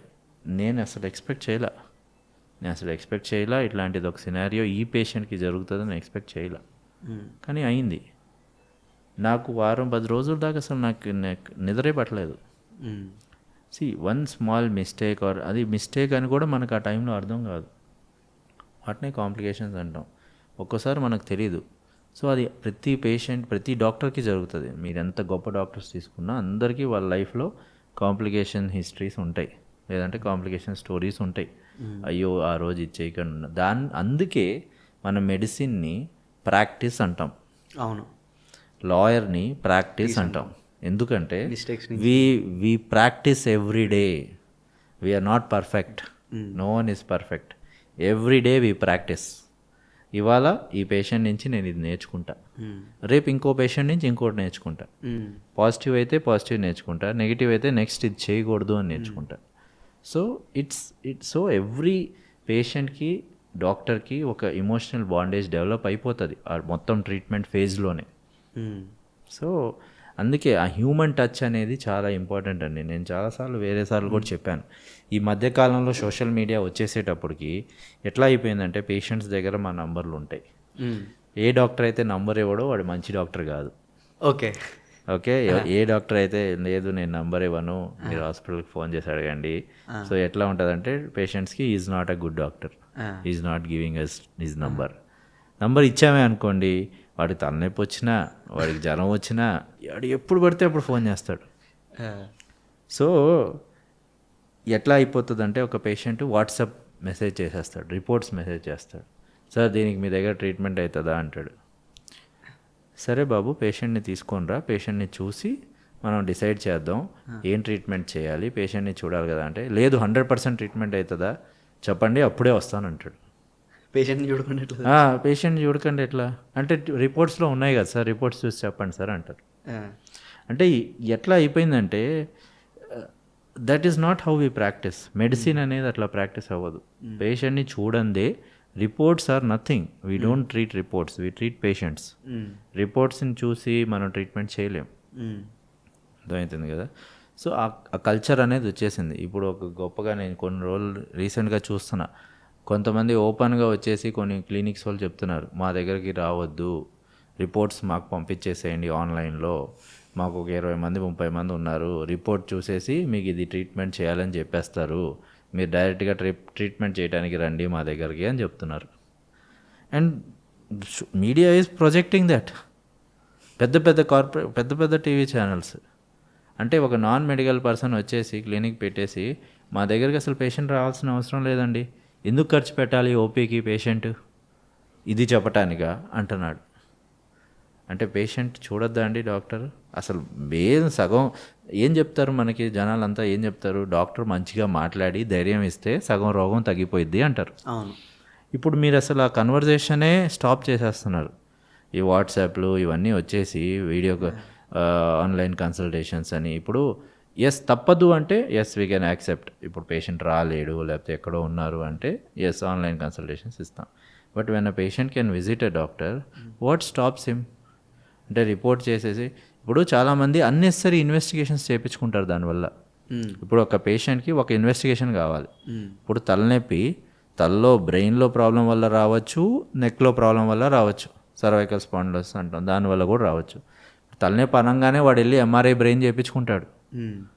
అవసరం లేదు అసలు అది. ఎంఆర్ఐ సర్వైకల్ స్పైన్ కావాలి వాడికి, ఆ పేషెంట్కి క్లినికల్గా ఎగ్జామిన్ చేసి చెప్తే, కానీ ఇది చేయించుకుంటాడు. ఎందుకంటే నెట్లో చూస్తాడు, లేకపోతే పక్కనోడు ఏదో చెప్తాడు, రే తలకు కదా ఎంఆర్ఐ చేయించుకో అంటాడు. అంటే అన్నెసరీ ఇన్వెస్టిగేషన్స్ చేయించుకుంటారు. It's not required. సో అది ప్రాబ్లం. బేసిక్ సొసైటీలో ఏంటంటే ఆ మైండ్ సెట్ ఆఫ్ హెల్త్ అనేది ఇంకా ఇండల్జ్ అవ్వాల. హెల్త్ అనేది చాలా ఇంపార్టెంట్ అనేది తెలియదు. ఇప్పుడు మీరు చూడండి, సినిమాకి వెళ్తారు, పీవీఆర్కి వెళ్తారు, లేదంటే ఏ మాల్కి వెళ్ళినా ఒక ఫ్యామిలీ వెళ్తే 1500 నుంచి 2000 ఖర్చు అవుతుంది కదా మినిమం. ఒక 1500 అవుతుంది. నువ్వు సింగిల్ స్క్రీన్కి వెళ్ళిపోని ఒక 1000 రూపాయలు అవుతుంది. 1000 రూపాయలు అవుతుంది అంటే నీ హెల్త్ గురించి నువ్వు ఒక 500-700 ఒక డాక్టర్ దగ్గర పే చేయలేవా? కానీ దే థింక్ చూసేసి ట్రీట్మెంట్ చెప్తే మనం, సార్ దీనికేనా సార్ 700 అని అంటాడు. అదే దీనికి కాదురా, ఇది చెప్పటానికి ఏదైతే మనకి 20 years మేము కష్టపడ్డామో దానికి. అర్థమవుతుందా? సో అంటే సొసైటీ ఈజ్ లైక్ దాట్. ఇంకేం చేయలేము. See people have to understand కి any doctor in this world wants his patients to be happy. మేము ప్రాక్టీస్ చేస్తున్నాము అంటే ఎవరు అనెథికల్గా వెళ్ళి హాస్పిటల్స్ అంటే దోచుకుంటాయి, డాక్టర్స్ అంటే దోచుకుంటాయి అంటారే కానీ మీరు ఒక్కసారి తిరిగి చూడండి డాక్టర్స్ ఎంత సంపాదిస్తున్నారు, వేరే వాళ్ళు ఎంత సంపాదిస్తారు అని అడగండి. So you can't even imagine. ఒక యుఎస్లో కానీ ఒక యూకేలో కానీ ఒక న్యూరో సర్జన్ కానీ లేకపోతే వేరే ప్లాస్టిక్ సర్జన్ కానీ మెడికల్ ఆంకాలజీ ఎంత సంపాదిస్తారు, ఎంత సంపాదించగలుగుతారు with stress, with proper family balance ఎంత సంపాదించగలుగుతారు, ఇండియాలో ఎంత సంపాదిస్తున్నారో ఆలోచించండి. Without anything you can't even imagine అది ఎంత డిఫరెన్స్ అనేది. అర్థమవుతుందా? సో అది సొసైటీలో ఉన్న ప్రాబ్లం. ఇప్పుడు ఒక 21 years అబ్బాయి అండి, ఇంజనీరింగ్ ఐఐటి నుంచి పాస్ అయ్యి ₹1 కోటి ప్యాకేజ్ కొట్టాడు అనుకోండి, మీరు టీవీలో వేసేస్తారు. టీవీలో వేసేసి అమ్మాయి ఇట్లా ₹1 కోటి ఇంత సంపాదించేస్తున్నాడు అంత సంపాది. ఒక డాక్టరు 15 సంవత్సరాలు 20 సంవత్సరాలు వాడిది ప్రైమ్ ఏజ్. అది ప్రైమ్ ఏజ్ అంటే 20 to 35 is his prime age. ఆ ప్రైమ్ ఏజ్ని సాక్రిఫైస్ చేసి ఎవరి కోసమో కాదు, ఆయన కోసమే, మళ్ళీ చెప్తున్నా, it's not by force, it's by choice. ఆయన కోసమే సాక్రిఫైస్ చేసి అంత చదువుకొని సొసైటీకి ఏదో చేద్దాము, కొంచెం డబ్బులు మనం కూడా లైఫ్ హ్యాపీగా ఉండాలా, కొంచెం డబ్బులు సంపాదించుకుందాం అని వస్తే ఇఫ్ ఈజ్ అర్నింగ్, దాంట్లో తప్పే ఉందండి. There is no wrong in it.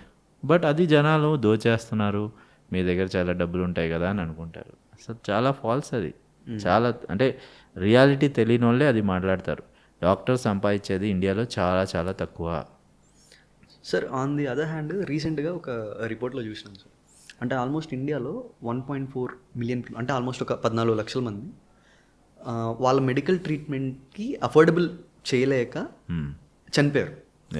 ఆ ల్యాకింగ్ ఎక్కడ అంటే గవర్నమెంట్ అయితే వాళ్ళకి సంబంధించి ఆరోగ్యశ్రీ కానీ ఇవన్నీ వస్తున్నాయి కదా. సో అంటే అంత 14 lakhs is not a small number కదా సార్. Yes. అది జస్ట్ ఎఫోర్డ్ చేయలేక చనిపోతున్నారు. 14 lakhs అసలు నంబర్ కాదు, అది ఇంకా ఎక్కువనే ఉంటుంది. చాలామంది అఫోర్డ్ చేయకుండా చనిపోయిన వాళ్ళు చాలా ఎక్కువ మంది ఉంటారు. ఎందుకంటే అఫోర్డబిలిటీ ఇష్యూస్ అనేది ఇండియాలో యూ క్యాన్ డిఫైన్ ఇట్. ఇప్పుడు ఒక ట్రామా అవుతుంది, రోడ్ ట్రాఫిక్ యాక్సిడెంట్ అవుతుంది ఒక పేషెంట్కి, వాటికి బ్రెయిన్ సర్జరీ చేయాలి, తర్వాత ఐసీయూలో పెట్టాలి. ఎంత ఖర్చు వస్తుందని ఎట్లా చెప్తారు ఎవరైనా కానీ. అవును. సో నేను మళ్ళీ చెప్తాను, అందుకే ఇన్సూరెన్స్ అనేది it's very important in India. In a country like India where so much of population is there, insurance system అనేది గవర్నమెంట్నే చేయమనండి, నేను ప్రైవేట్ వాళ్ళతో చేయమనట్లా. Instead of giving freebies, అంటే నువ్వు ఈ హాస్పిటల్కి వెళ్ళిపో మొత్తం ఫ్రీ నీకు అని చెప్పే బదులు మీరు ఆలోచించండి. యశస్విని స్కీమ్ అని కర్ణాటకలో స్టార్ట్ చేశారు ఫస్ట్ 2007లో. అంటే Arogyasri is works or other schemes, Ayushman Bharat, all these works on that background. Yeshasvini అనేది ఫస్ట్ కర్ణాటకలో స్టార్ట్ అయింది 2007లో. దాని తర్వాతే ఆరోగ్యశ్రీ స్కీమ్ అనేది ఆంధ్రాలో వచ్చింది. ఆ యశస్విని స్కీమ్లో ఏం చేశారు, బిలో పవర్టీ లైన్ ఉన్న ప్రతి పేషెంట్ ఒక 5 రూపీస్, ఒక 5 రూపీస్ ఎవ్రీ ఇయర్ ఆయన పాకెట్లో నుంచి ఒక ఖాతాలో వేస్తాడు, హెల్త్ ఫండ్లోకి వేస్తాడు. 5 రూపీసే ఎక్కువగా అంతే. అట్లాంటి వాళ్ళు ఒక 60% మెంబర్స్ ఉంటారు కర్ణాటక మొత్తం మీరు తీసుకుంటే. ఎంత పెద్ద ఫండ్ అది. ఆ ఫండ్ నుంచి యశస్విని తీశారు. ఇప్పుడు నువ్వు ఈ 5 రూపీస్ జమ చేయి, ఈ కార్డు తీసుకొని నువ్వు ఏ హాస్పిటల్కైనా వెళ్ళు, నీకు ఫ్రీ ట్రీట్మెంట్ అవుతుంది అన్నారు. ఇక్కడ మనం మొత్తం ఫ్రీ అంటున్నాము, ఏది ఫ్రీగా రాదు, ఫ్రీగా వచ్చేది క్వాలిటీ ఉండదు. It's simple. సో మనం కూడా అనేది అదే, డాక్టర్స్ కూడా చాలా వరకు చెప్పేది అదే. గవర్నమెంటే ఎస్ఎస్ తీసుకొని చాలామందితో మాట్లాడి ఒక ఫండ్ క్రియేట్ చేయండి, సో దట్ పేషెంట్కి ఎటువంటి ట్రీట్మెంట్ అయినా చేయగలుగుతాము. ఇప్పుడు ఆరోగ్యశ్రీలో చాలా ఇబ్బందులు ఉంటాయి, ఇవి రావు అవి రావు, ఆ ట్రీట్మెంట్ రాదు ఈ ట్రీట్మెంట్ రాదు. కొంతమంది పేషెంట్కి అదే చేయాలి, అది రాదు, వాడు డబ్బులు పెట్టుకోలేని పరిస్థితిలో ఉంటాడు.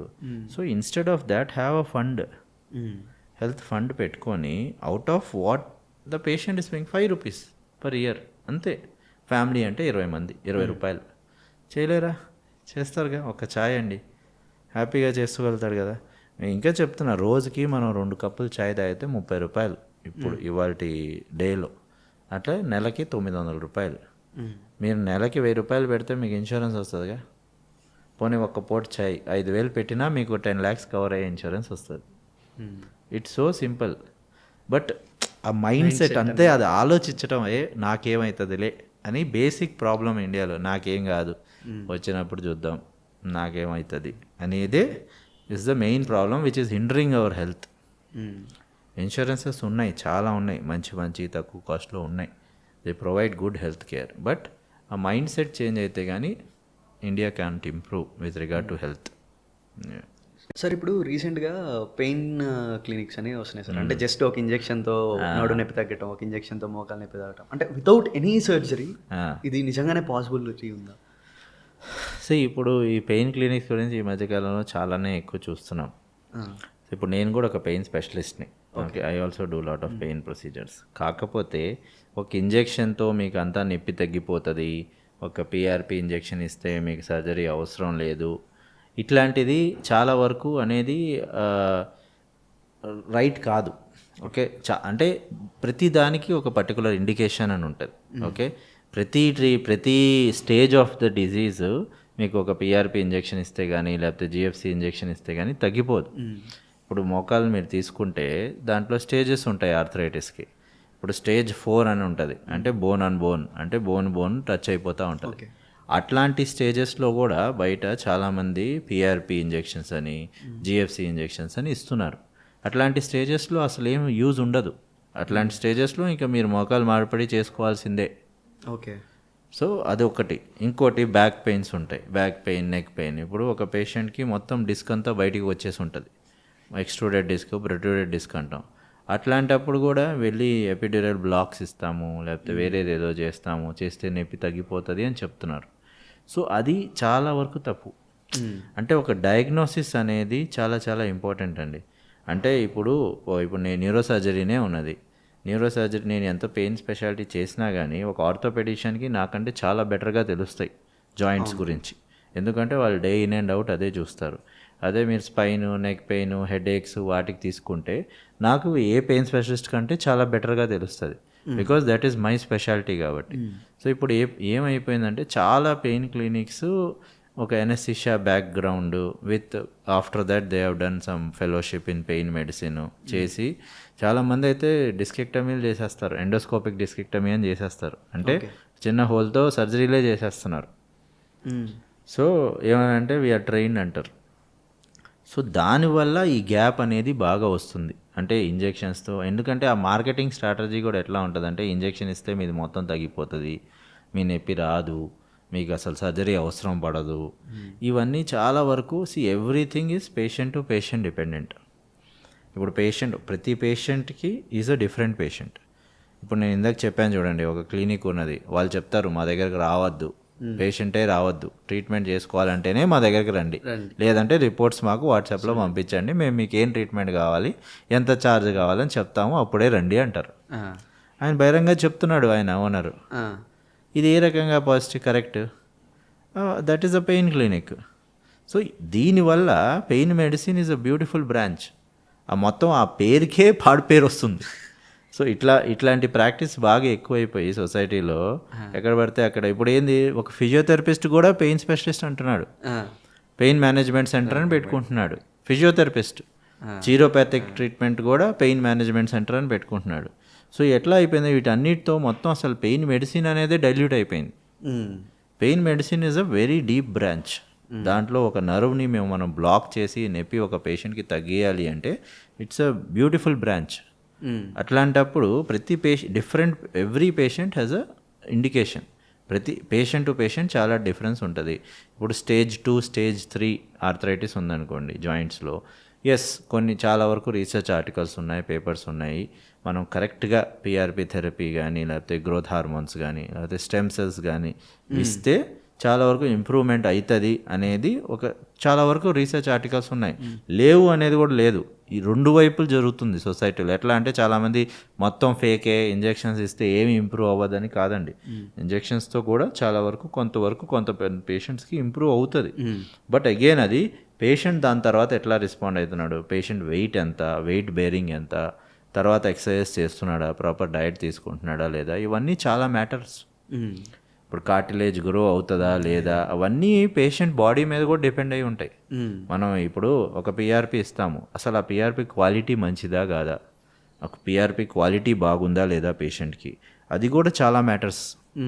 సో అందుకే ఏ పెయిన్ క్లినిక్ అయినా కానీ క్వాలిఫైడ్ డాక్టర్స్ ఉండి క్వాలిఫైడ్గా పేషెంట్కి క్లియర్ కట్గా ఎక్స్ప్లెయిన్ చేసి ఈ ట్రీట్మెంట్కి, ఈ ప్రొసీజర్కి ఇది అవుట్కము, ఇంజెక్షన్స్తో మీకు ఇంతవరకు తగ్గుతుంది.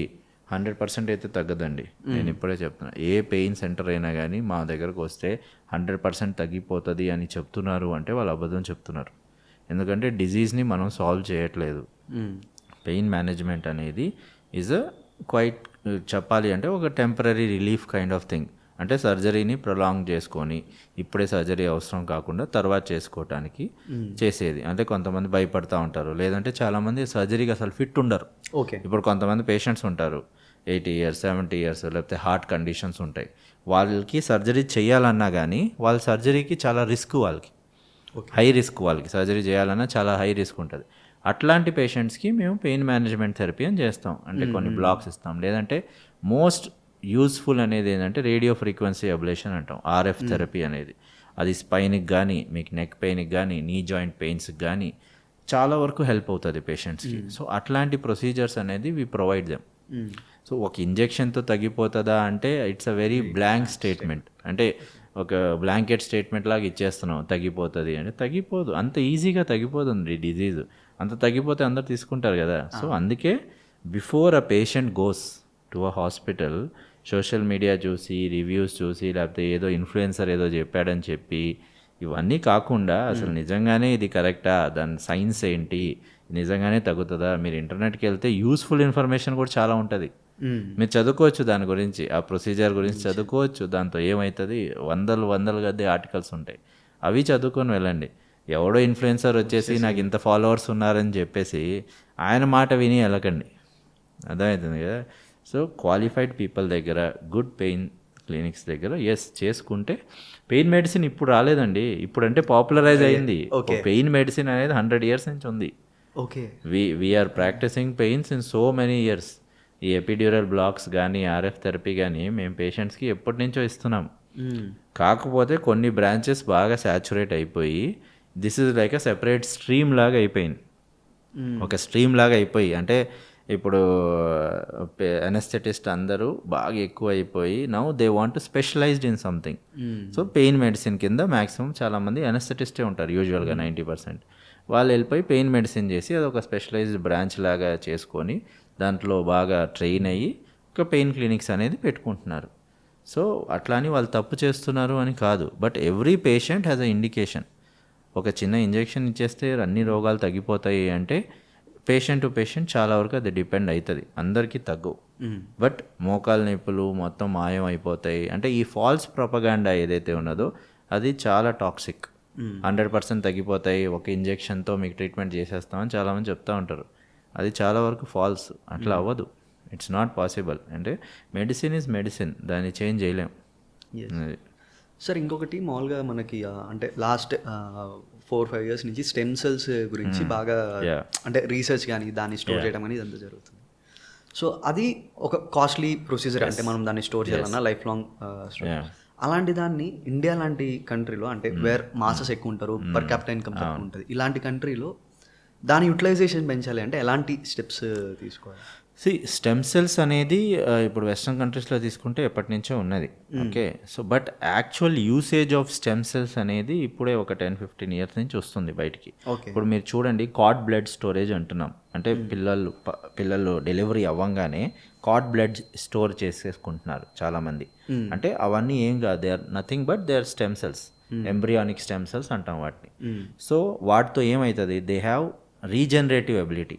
అంటే స్టెమ్ సెల్స్ యూజ్ ఏంటంటే మన ఏ ఆర్గన్ అయినా కానీ ఏ టిష్యూ అయినా కానీ ఒక స్టెమ్ సెల్ నుంచే డెవలప్ అవ్వాలి. సో అట్లాంటి స్టెమ్ సెల్స్ మనం స్టోర్ చేసుకునేది ఏంది, ఫ్యూచర్లో ఏమైనా మనకి రోగాలు వచ్చినా లేకపోతే ఏదైనా జెనెటిక్ ప్రాబ్లమ్స్ వచ్చినా కానీ those stem cells have got advantage of recovering that. ఆ డిజీజ్ని ట్రీట్మెంట్ చేయడానికి ఆ స్టెమ్ సెల్స్కి అడ్వాంటేజ్ ఉన్నది, అది ప్రూవెన్ సైన్స్. సో అందుకే ఈ కార్డ్ బ్లడ్ అనేది స్టోర్ చేయటం బాగా ఎక్కువైంది ఈ మధ్య. కానీ ఇప్పుడు చాలామంది మా పేషెంట్స్ ఉంటారు, అంటే స్పైన్ తీసుకుంటే మీరు న్యూరో తీసుకుంటే పారాప్లీజియా పేషెంట్స్ ఉంటారు. ఇదంతా ఒక రీజనరేటివ్ మెడిసిన్ కింద వస్తుంది మొత్తం స్టెమ్ సెల్ థెరపీ అనేది. సో ఎట్లా అవుతుందంటే పారాలసిస్ పేషెంట్ ఉన్నాడు, అంటే ఫ్రాక్చర్ అయింది స్పైన్కి, స్పైనల్ కార్డ్ కట్ అయిపోయింది, సో కాళ్ళు పడిపోయినాయి పేషెంట్కి. అట్లాంటి పేషెంట్స్కి ఏంటి, చాలా వరకు కొన్ని స్టడీస్లో కనుగొనేది ఏంటంటే మనం ఎక్కడైతే డ్యామేజ్ అయింది స్పైనల్ కార్డ్ అక్కడ స్టెమ్ సెల్ థెరపీ ఇస్తే దేర్ ఆర్ హై ఛాన్సెస్, అంటే అర్లీ స్టేజెస్లో ఇస్తే ఒక 50-60% ఛాన్సెస్ అయింది పేషెంట్ రికవర్ అయ్యే ఛాన్సెస్ ఉంటాయి. ఓకే 100% అవుతుందని ఎవరు చెప్పరు, బట్ రీజనరేట్ అవ్వాలి, లేదంటే పేషెంట్ కంప్లీట్గా ఇప్పుడు ఏదో ఒకటి చేయాలి కదా మనం. So stem cell therapy is definitely a boon. దాంతో ఏమీ కాదు అని చాలామంది చెప్తా ఉంటారు. లేదు, ఏదైనా కానీ మనం చెప్తే దానికి ఒక ఎవిడెన్స్ ఉండాలండి మెడిసిన్లో. దానికే మనం ఎవిడెన్స్ బేస్డ్ మెడిసిన్ అంటాం ఇప్పుడు ఈ జనరేషన్లో. సో ఎవిడెన్స్ లేకుండా ఎవడు ప్రాక్టీస్ చేయలేడు. Stem cell is a costly therapy, అట్లాంటప్పుడు ఎవిడెన్స్ లేకుండా ఎవరు దాన్ని చేయలేరు. సో స్టెమ్ సెల్స్కి ట్రీట్మెంట్ ఎబిలిటీ ఉంది అనేది చాలా వరకు మనకి ఎవిడెన్స్ ఉన్నది సైన్స్లో. సో ఆ పారాప్లీజియా పేషెంట్స్కి కానీ ఇప్పుడు పార్కిన్సన్స్ పేషెంట్స్ ఉంటారు చాలామంది, వాటికి ఏం చేస్తామంటే అడ్వాన్స్ స్టేజెస్లో డీబీఎస్ అని ఒక సర్జరీ చేస్తాం, అంటే బ్రెయిన్లో ఒక ఇంప్లాంట్ పెట్టేస్తాం. దాంతో ఈ మూమెంట్స్ ఏదైతే వస్తూ ఉంటాయో అవన్నీ చాలా తగ్గుతాయి. సో ఈవెన్ పార్కిన్సన్స్ పేషెంట్స్లో కానీ ఆల్జమీర్స్ అంటే మెమరీ లాస్ వచ్చేస్తుంది పేషెంట్స్కి, అట్లాంటి పేషెంట్స్లో కానీ ఇంకా చిన్నపిల్లలు సెరిబ్రల్ పాల్సీ అనేది చిన్నపిల్లలు చాలా కామన్. ఈ మధ్య ఆటిజం ఇది కూడా చాలా కామన్. సో ఇట్లాంటి పేషెంట్స్లో స్టెమ్ సెల్స్ చాలా వరకు హెల్ప్ అవుతాయి పేషెంట్స్కి. They are proven. There are multiple centres in India which do exclusive stem cell work. అంటే చాలామంది పేషెంట్స్ రికవర్ అవుతారు. ఇప్పుడు 100% రికవర్ అవ్వరండి ఏ డిజీజ్ ఏ ట్రీట్మెంట్తో అయినా కానీ. 60-70% పేషెంట్స్ ప్రాపర్ పేషెంట్, అంటే చూజింగ్ ద పేషెంట్ అనేది చాలా ఇంపార్టెంట్ స్టెమ్ సెల్ థెరపీలో. అందరికీ మళ్ళీ యూజ్ అవ్వదు అది. ఏ పేషెంట్ అయితే పర్టికులర్ పేషెంట్ ఉన్నాడో వాడికి యూజ్ అవుతుందా లేదా అనేది అది క్లినిషియన్ డిసైడ్ చేయాలి. అర్థమవుతుందా? సో ఆ చూజింగ్ ద పేషెంట్ అనేది చాలా ఇంపార్టెంట్ స్టెమ్ సెల్ థెరపీలో కానీ. సో ఇప్పుడు స్టెమ్ సెల్స్ అంటే ఓన్లీ ఆ కార్డ్ బ్లడ్ పుట్టినప్పుడు వచ్చేవి కాదు. స్టెమ్ సెల్స్ మన బాడీలో చాలా దగ్గర నుంచి తీసుకోవచ్చు. ఒకటి బ్లడ్, ఒకటి ఫ్యాట్, ఒకటి బోన్ మ్యారో. ఇప్పుడు మీరు చూడండి, బోన్ మ్యారో ట్రాన్స్ప్లాంట్ అంటాం. అవును. అదైతే అందరికి తెలుసు కదా. It's nothing but stem cells. Bone marrow transplant అంటే నథింగ్, ఇట్స్ బోన్ మ్యారో. ఒక దాని నుంచి మనం స్టెమ్ సెల్స్ తీసి ఇంకో బోన్ మ్యారోలో పెడుతున్నాం. Okay. It's that simple. It is stem cell therapy. అది యూజ్ కాదంటారా? యూసే కదా, అది ప్రూవెనే కదా. సో వేరే టర్మినాలజీ బయటకు వస్తుంటే జనాలు ఏదో ఆలోచిస్తున్నారు దాని గురించి, కానీ but everything is a proven science. Bone marrow also has stem cells. So stem cell therapy అనేది ఫ్యూచర్లో మీరు చూసుకుంటే ఒకటని it will be a biggest thing, next big thing. అంటే స్టెమ్ సెల్స్తో చాలా వరకు చాలా డిజీజెస్ని మనం కంట్రోల్ చేయొచ్చు. రాను రాను బాడీలో జెనెటిక్ మోడిఫికేషన్స్ అనేది చాలా జరుగుతూ ఉన్నాయి. కొత్త కొత్త జెనెటిక్ డిజార్డర్స్, కొత్త కొత్త ఎనామలీస్ అన్నీ వస్తూ ఉన్నాయి. ఇవన్నీ ఏంటి? బికాజ్ ఆఫ్ అవర్ మ్యూటేషన్స్ కానీ వీటన్నిటి వల్ల డెవలప్ అవుతున్నాయి. వీటన్నిటికీ stem cells will be going to be the next treatment options. మీరు ఫ్యూచర్లో నెక్స్ట్ థింగ్ ఏంది ఫ్యూచర్లో అంటే stem cells are the thing. అందుకే జనాలు కార్డ్ బ్లడ్ అనేది అంత పెద్ద బిజినెస్, అంత కార్డ్ బ్లడ్ స్టోరేజ్ అనేది అంత ఇంపార్టెంట్ అయిపోయింది. బికాజ్ దే ఆర్ అవేర్ ఫ్యూచర్లో వచ్చే డిజీజెస్కి కానీ ఇది చాలా వరకు మనకు హెల్ప్ అవ్వచ్చు అని. సో ఏదైనా సైన్స్లో ఒకరు చెప్తున్నారంటే please believe a qualified doctor. అంతవరకే. నేను ఇంకే yes every one has their own thoughts, but please believe a qualified doctor. A doctor has put చాలా కష్టపడి ఒక డాక్టర్ అయినాడు. అట్లాంటప్పుడు ఆయన నమ్మండి. ఎవరు మీకు ఏదో అవ్వాలి, మీకు ఏదో నెగిటివ్ జరగాలని ఎవ్వరు ఏం చెప్పరు. So always go to hospital, meet a doctor and take the treatment. ఆన్లైన్లో ఇవన్నీ దే ఆర్ మెడిసిన్ అనేది ఒకే branch where you should meet the doctor. You should go to the hospital, you should get checked. వేరే ఏదైనా ఎక్కడైనా చేయొచ్చు. ఇప్పుడు ఆన్లైన్లో నేను ఒక వెబ్సైట్ తయారు చేయాలంటే ఆన్లైన్లో చెప్పేస్తా నాకు ఇది కావాలి బాబు చేసేయని.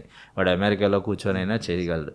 ఇప్పుడు కూడా మీరు వినండి, సైన్స్ మెడిసిన్లో కూడా రీసెంట్గా చైనాలో ఆల్మోస్ట్ 5000 కిలోమీటర్స్ దూరంలో ఉన్న ఒక డాక్టరు వేరే ఒక చిన్న డిస్ట్రిక్ట్లో ఒక క్యాన్సర్ సర్జరీ చేశాడు.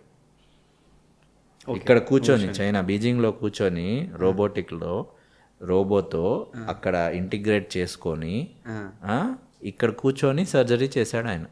So that is the advantage of technology. Technology అనేది అక్కడ యూజ్ చేసుకోవాలి. మెడిసిన్ గ్రోత్ అనేది అక్కడ ఉంటుంది. అడ్వాన్స్మెంట్ అనేది టెలిమెడిసిన్ ఎక్కడ కూర్చొనైనా నేను ఎక్కడైనా ట్రీట్ చేయను. నేను ఇప్పుడు హైదరాబాద్లో ఉన్నా, ఎవరికో కరీంనగర్లోనో లేకపోతే ఖమ్మంలోనో లేకపోతే ఏ మారుమూల జాగాలో హార్ట్ అటాక్ వచ్చింది. ఇప్పుడు నేను ఇక్కడ కూర్చొని ఆ డాక్టర్ని గైడ్ చేయగలగాలి. అక్కడ ఉన్న ప్రైమరీ డాక్టర్ని, సార్ మీకు ఇది ట్రీట్మెంట్ చేయండి, ఈ డ్రగ్ ఇవ్వండి, అలా అని అక్కడ లోకల్ ఏం తెలియని కాంపౌండర్కి వదలలేం. అర్థమవుతుందా? అదే జరుగుతుంది. ఓకే. ఇవాళ నేను సాడ్ ఏంటంటే ఇక్కడికి రాకముందు నేను ఒక సర్జరీ చేశాను. ఇవాళ ఒక 1 year బాబు పాప, 1 year పాప. ఆ అమ్మాయికి పుట్టినప్పటి నుంచి వెనకాల మనం మైలోమెనింగోసీల్ అంటాం. అంటే ఒక టఫ్ట్ లాగా హెయిర్ లాగా ఉండిపోతుంది. అంటే మన స్పైన్ అనేది ఫ్యూజ్ అవ్వదు. ఓకే. ఫ్యూజ్ అవ్వకుండా కొంచెం టిష్యూ అనేది బయటకు వచ్చేస్తుంది. ఆ సర్జరీ చేసి వచ్చా. ఇప్పుడు ఏంటంటే అక్కడ లోకల్ డాక్టర్ దగ్గరికి వెళ్తే పేషెంట్కి నీడిల్ గుచ్చాడంట దాని లోపలికి నీడిల్ గుచ్చి దీంట్లో నీరు ఉంటుంది, నీరు తీస్తున్నానని నీరు తీసాడంట. అది తీసిన తర్వాత ఆయన అసలు డాక్టర్ కాదు, ఆయన ఆర్ఎంపీ అంటారు వీళ్ళంతా. సో నీడిల్ గిచ్చేసి నీరు తీసేసి పరీక్షకు పంపిస్తానని చెప్పి 2 రోజులు అడ్మిట్ చేసుకుంటే 2వ రోజు పాపకి కాళ్ళు పడిపోయినాయి 2. ఎందుకంటే డైరెక్ట్ స్పైనల్ కార్డ్ని ఇంజర్ చేశాడు ఆయన. చేసి ఇప్పుడు ఒక 4 days తర్వాత వాళ్ళు మా దగ్గరకు వస్తే హాస్పిటల్కి మేము ఇవాల్యుయేట్ చేసి ఇది వెంటనే సర్జరీ చేయాలని చెప్పి ఇవాళ సర్జరీ చేస్తే పేషెంట్కి ఓపెన్ చేయగానే ఇంత పస్సు వస్తుంది లోపల నుంచి. అంత పస్సు ఉన్నప్పుడు మనం ఏం చేస్తాం పేషెంట్కి? సో అది అంటే అది మనకు చాలా బాధ వేస్తుంది. 1 year పాప కాళ్ళు 2 పడిపోయినాయి, ఎట్లా రికవరీ అనేది. సో ట్రీట్మెంట్ చేసినా కానీ రికవరీ అనేది ఛాన్సెస్ చాలా తక్కువ ఉంటాయి అట్లాంటి కేసెస్లో. సో ఇది మన మెడికల్ సిస్టంలో అందుకే చెప్తాం, ఏదైనా మేజర్ ఉంటే ఏ చిన్నదైనా please go to a qualified doctor. వాళ్ళ దగ్గరికి వెళ్ళి ట్రీట్మెంట్ తీసుకుంటే you will you will have good benefit out of it. Sir అంటే ఇంత నీడ్ ఉన్నా కూడా still all Indian medical device council వాళ్ళు మన ఫినాన్స్ మినిస్టర్ని మళ్ళీ రిక్వెస్ట్ చేశారనమాట. ఏమని, ఇండియాలో 80% మెడికల్ డివైసెస్ అనేవి ఇంపోర్ట్ చేసుకుంటున్నాం, సో ఇంపోర్ట్ డ్యూటీస్ పెంచండి అని రిక్వెస్ట్ చేశారు. దానిపైన మీరేమంటారు? సార్ ఇప్పుడు hospitals costly, health system costly అన్నీ అంటారు కదా అందరూ. ఒక మెడికల్ డివైస్ ఎంత కాస్ట్లీయో తెలుసా? ఒక టెక్నాలజీ ఏదైనా ఇప్పుడు ఒక మైక్రోస్కోప్ నేను వాడాలి న్యూరో సర్జరీలో అంటే బెస్ట్ అంటే నేను ఇంపోర్టే చేసుకోవాలి. అది ఇండియాలో చేయరు, జర్మనీ నుంచి నేను తెప్పించాలి. అది తెప్పించాలి అంటే ఒక మెడికల్ డివైస్ మీద ఇప్పుడు ఉన్నది ఇంపోర్ట్ డ్యూటీ 130%. అంటే అది ఒక 2 కోట్లు అయితే 130% నేను దాని మీద ఇంపోర్ట్ డ్యూటీ కట్టాలి. మరి ఏ రకంగా మెడికల్ అనేది కాస్ట్లీ కాకుండా ఉంటుంది ఇండియాలో? ఏది సబ్సిడైజ్డ్ ఉండవు. మన మేక్ ఇన్ ఇండియాలో చాలా వరకు లేవు. ఇంకా ఎస్ దే ఆర్ ఇంప్రూవింగ్ కొన్ని మెడిసిన్స్, బట్ మేము వాటిని నమ్మలేము. మెడిసిన్ అనేది ఒక field where we should also have trust on the equipment. ఇప్పుడు నేను కూడా అది imported, it's well defined, it is well appreciated, well used all over the world అంటేనే నేను దాన్ని యూజ్ చేయగలుగుతా. ఎందుకంటే we're playing with the lifes of the patients, so we also want the best. అట్లాంటప్పుడు అంత టెక్నాలజీ అనేది మెడిసిన్లో మనకి ఇంకా లేదు, అంటే with regard to manufacturing. So అట్లాంటివి లేనప్పుడు medical devices are definitely costly, very very costly. That is why they ask to increase the import duty, because they know that it is not manufactured here.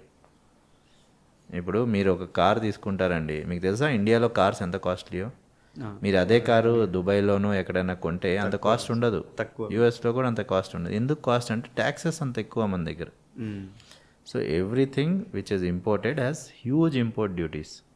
అట్లాంటప్పుడు medical cost తగ్గాలి అంటే అంత ఈజీగా తగ్గదు. మాకు best కావాలి, కాస్ట్ తగ్గాలి అంటే అది it's not possible. So that's why it is increasing. ఇంకా వి కాంట్ అగైన్ చెప్పాను, it's business. Ultimately it's business. Device అమ్మేవాడు కూడా వాడు బిజినెస్ చూసుకుంటాడు. వాడంతా R&D ఖర్చు పెట్టి ఒక డివైస్ని తయారు చేశాడు అంటే వాడు కూడా వాడికి రిటర్న్స్ రావాలనుకుంటాడు కదా. అట్లాంటప్పుడు ఆ డ్యూటీ అనేది గవర్నమెంట్కే పోతుంది కదా, వాడికి పోదు. అట్లాంటప్పుడు yes, government likes to increase the duty అనేది, దాని it's out of our control. We can do anything about it. But yes, వాటన్నిటిలో we can still try medical device implants. కానీ ఇప్పుడు ఇన్ని స్టార్టప్స్ వచ్చేస్తున్నాయి, అన్నీ వచ్చేస్తున్నాయి. అట్లాంటప్పుడు మెడికల్ స్టార్టప్స్ కూడా ఇంకా బాగా డెవలప్ అయ్యి గ్రో అయితే ఫ్యూచర్లో ఇండియాలో కూడా టాప్ వరల్డ్ క్లాస్ ఎక్విప్మెంట్ అనేది తయారవుతుంది. సార్ ఓకే, లైక్ మా వ్యూవర్స్లో చాలామంది ఆస్పైరింగ్ డాక్టర్స్ ఉన్నారు. సో అంటే మీ జర్నీ అంటే చాలా ఫెలోషిప్స్ కానీ ఇవన్నీ చేసి ప్రజెంట్ ప్రాక్టీస్ చేస్తాను. మీ నుంచి వాళ్ళకి ఇచ్చే సజెషన్స్ ఏమన్నా ఉన్నాయి? It's a very tough path అండి. It's not the same profession which when I joined. అప్పుడు ఒక రకంగా ఉండేది, ఇప్పుడు ఒక రకంగా ఉంది. మా ముందు జనరేషన్ ఇంకో రకంగా ఉండేది. సో మెడిసిన్ అనేది always evolving and it's very difficult. అంటే ద లైఫ్ అనేది లేకపోతే how it's very very difficult to become a doctor. And after that surviving is again very very difficult ఉన్న పరిస్థితుల్లో. Only people who are passionate, అంటే నేను ఇదే కావాలి, నేను ఇదే చేయాలి, వాళ్ళే ఇది చేస్తే దే విల్ గ్రో. ఏదో doctor is a safe profession, డబ్బులు వస్తాయి అనుకుంటే రావండి, అంత ఈజీ కాదు. ఇప్పుడు ఉన్న జనరేషన్, ఉన్న ప్రజెంట్ సొసైటీ కానీ ఏదైనా కానీ అంత ఈజీ కాదు. సో ఎస్, బట్ నేను ఇప్పుడు యూఎస్లో కూడా ఇదివరకు చూసుకుంటే చాలామంది USMLE రాసి వెళ్ళిపోయేవాళ్ళు. ఇండియన్సే వెళ్తారు మ్యాక్సిమం, ఇండియన్స్ అండ్ చైనీస్. కానీ ఇప్పుడు యూఎస్లో కూడా చాలా టఫ్ అయిపోయింది, అంత ఈజీ కాదు. యూఎస్లో కూడా the way of life style కానీ లేకపోతే ఎర్నింగ్స్ కానీ అంత సిమిలర్గా లేవు. ఇప్పుడు కూడా అక్కడ కూడా చాలా ఎక్కడైనా కానీ ఎక్కువ మంది అయిపోయేటప్పటికి డిమాండ్ అనేది it's all demand and supply. Demand ఉంటేనే నీకు ఆపర్చునిటీస్ ఉంటాయి. ఇప్పుడు అర్బన్ మెట్రోస్లో తీసుకుంటే చాలా తక్కువ డిమాండ్. ఇప్పుడు అసలు మీరు తెలంగాణనే తీసుకోండి, second tier third tier cities are very advanced. Warangal, Karimnagar, Nizamabad తీసుకుంటే వాళ్ళ దగ్గర అన్నీ ఉన్నాయి. దే హ్యావ్ బెస్ట్ డాక్టర్స్ అన్నీ. ఎందుకంటే because there is no demand in the metro and you get more paid there in a second 2 tier or 3 tier cities. So ఎక్కడైనా కానీ competition అనేది ఉన్నది. You should be very good at your work to survive. So for that you have to work very hard. It's not like medicine చదివితే intelligent కాదు. ఎవడైనా doctor అయ్యాడంటే వాడు hard working. ఎందుకంటే మెడిసిన్లో 1+1=2. ఇంజనీరింగ్లో అట్లా కాదు, ఏదైనా అవ్వచ్చు. He has to be intelligent, he has to be technical, he has to be imagining things. And అది engineers, they are innovative people. Medicine is pure hard work. నువ్వు ఎంత కష్టపడితే, నువ్వు ఎన్ని అవర్స్ ఒక పేషెంట్తో స్పెండ్ చేస్తే నీకు అంత నాలెడ్జ్ వస్తుంది. So you have to be extremely hard working to become a doctor and be successful in the society. If you have that passion, yes. But personally speaking ఉన్న సినారియోలో నేనైతే మా పిల్లల్ని కానీ మా రిలేటివ్స్ కానీ ఎవరిని కానీ డాక్టర్ అవ్వమని చెప్పను. ఎందుకంటే మేము చూస్తున్నాం కదా సొసైటీ ఎట్లా ఉన్నది ఏంది అనేది. So basically that Nobel touch, that ఏదైతే చెప్పేవాళ్ళు కదా నోబెల్ ప్రొఫెషన్ అనేది, అది ఇప్పుడు కాలంలో లేదండి. దేవుడు అనేవాళ్ళు కదా, అదంతా లేదు ఇప్పుడు. అవన్నీ వినే మేము బేసికలీ జాయిన్ అయ్యాం ఇట్లా. సో బట్ అదంతా ఇప్పుడు బాగా ఇదైపోయింది. It's become like a consumer and ఒక ప్రోడక్ట్ లాగా అయిపోయినాం. నేను నీకు ఒక ట్రీట్మెంట్ ఇస్తున్నాను, నువ్వు నాకు డబ్బులు ఇస్తున్నావు, అంతే. So it has become that relationship has become like that. It's no more a doctor patient relationship చాలా వరకు. సో అట్లాంటప్పుడు it's difficult in the future సినారియోలో కూడా. సో ఎస్, హార్డ్ వర్కింగ్ ఉంది, you are a passionate, you want to become a doctor. Yes, India needs great doctors, world needs great doctors, but it's very tough. Yes. Sir thank you sir. అంటే మామూలుగా మిమ్మల్ని అడిగినప్పుడు అంటే ఇమీడియట్గా after surgery నుంచి డైరెక్ట్గా ఇటు వచ్చారు, అంటే సర్జికల్ సూట్ వేసుకొని వస్తున్నారు. సో థ్యాంక్ యూ సార్, అంటే మా కోసం ఈ టైం అలాట్ చేసుకొని మాకు ఇచ్చినారు. Thank you very much. Thank you అమ్మా.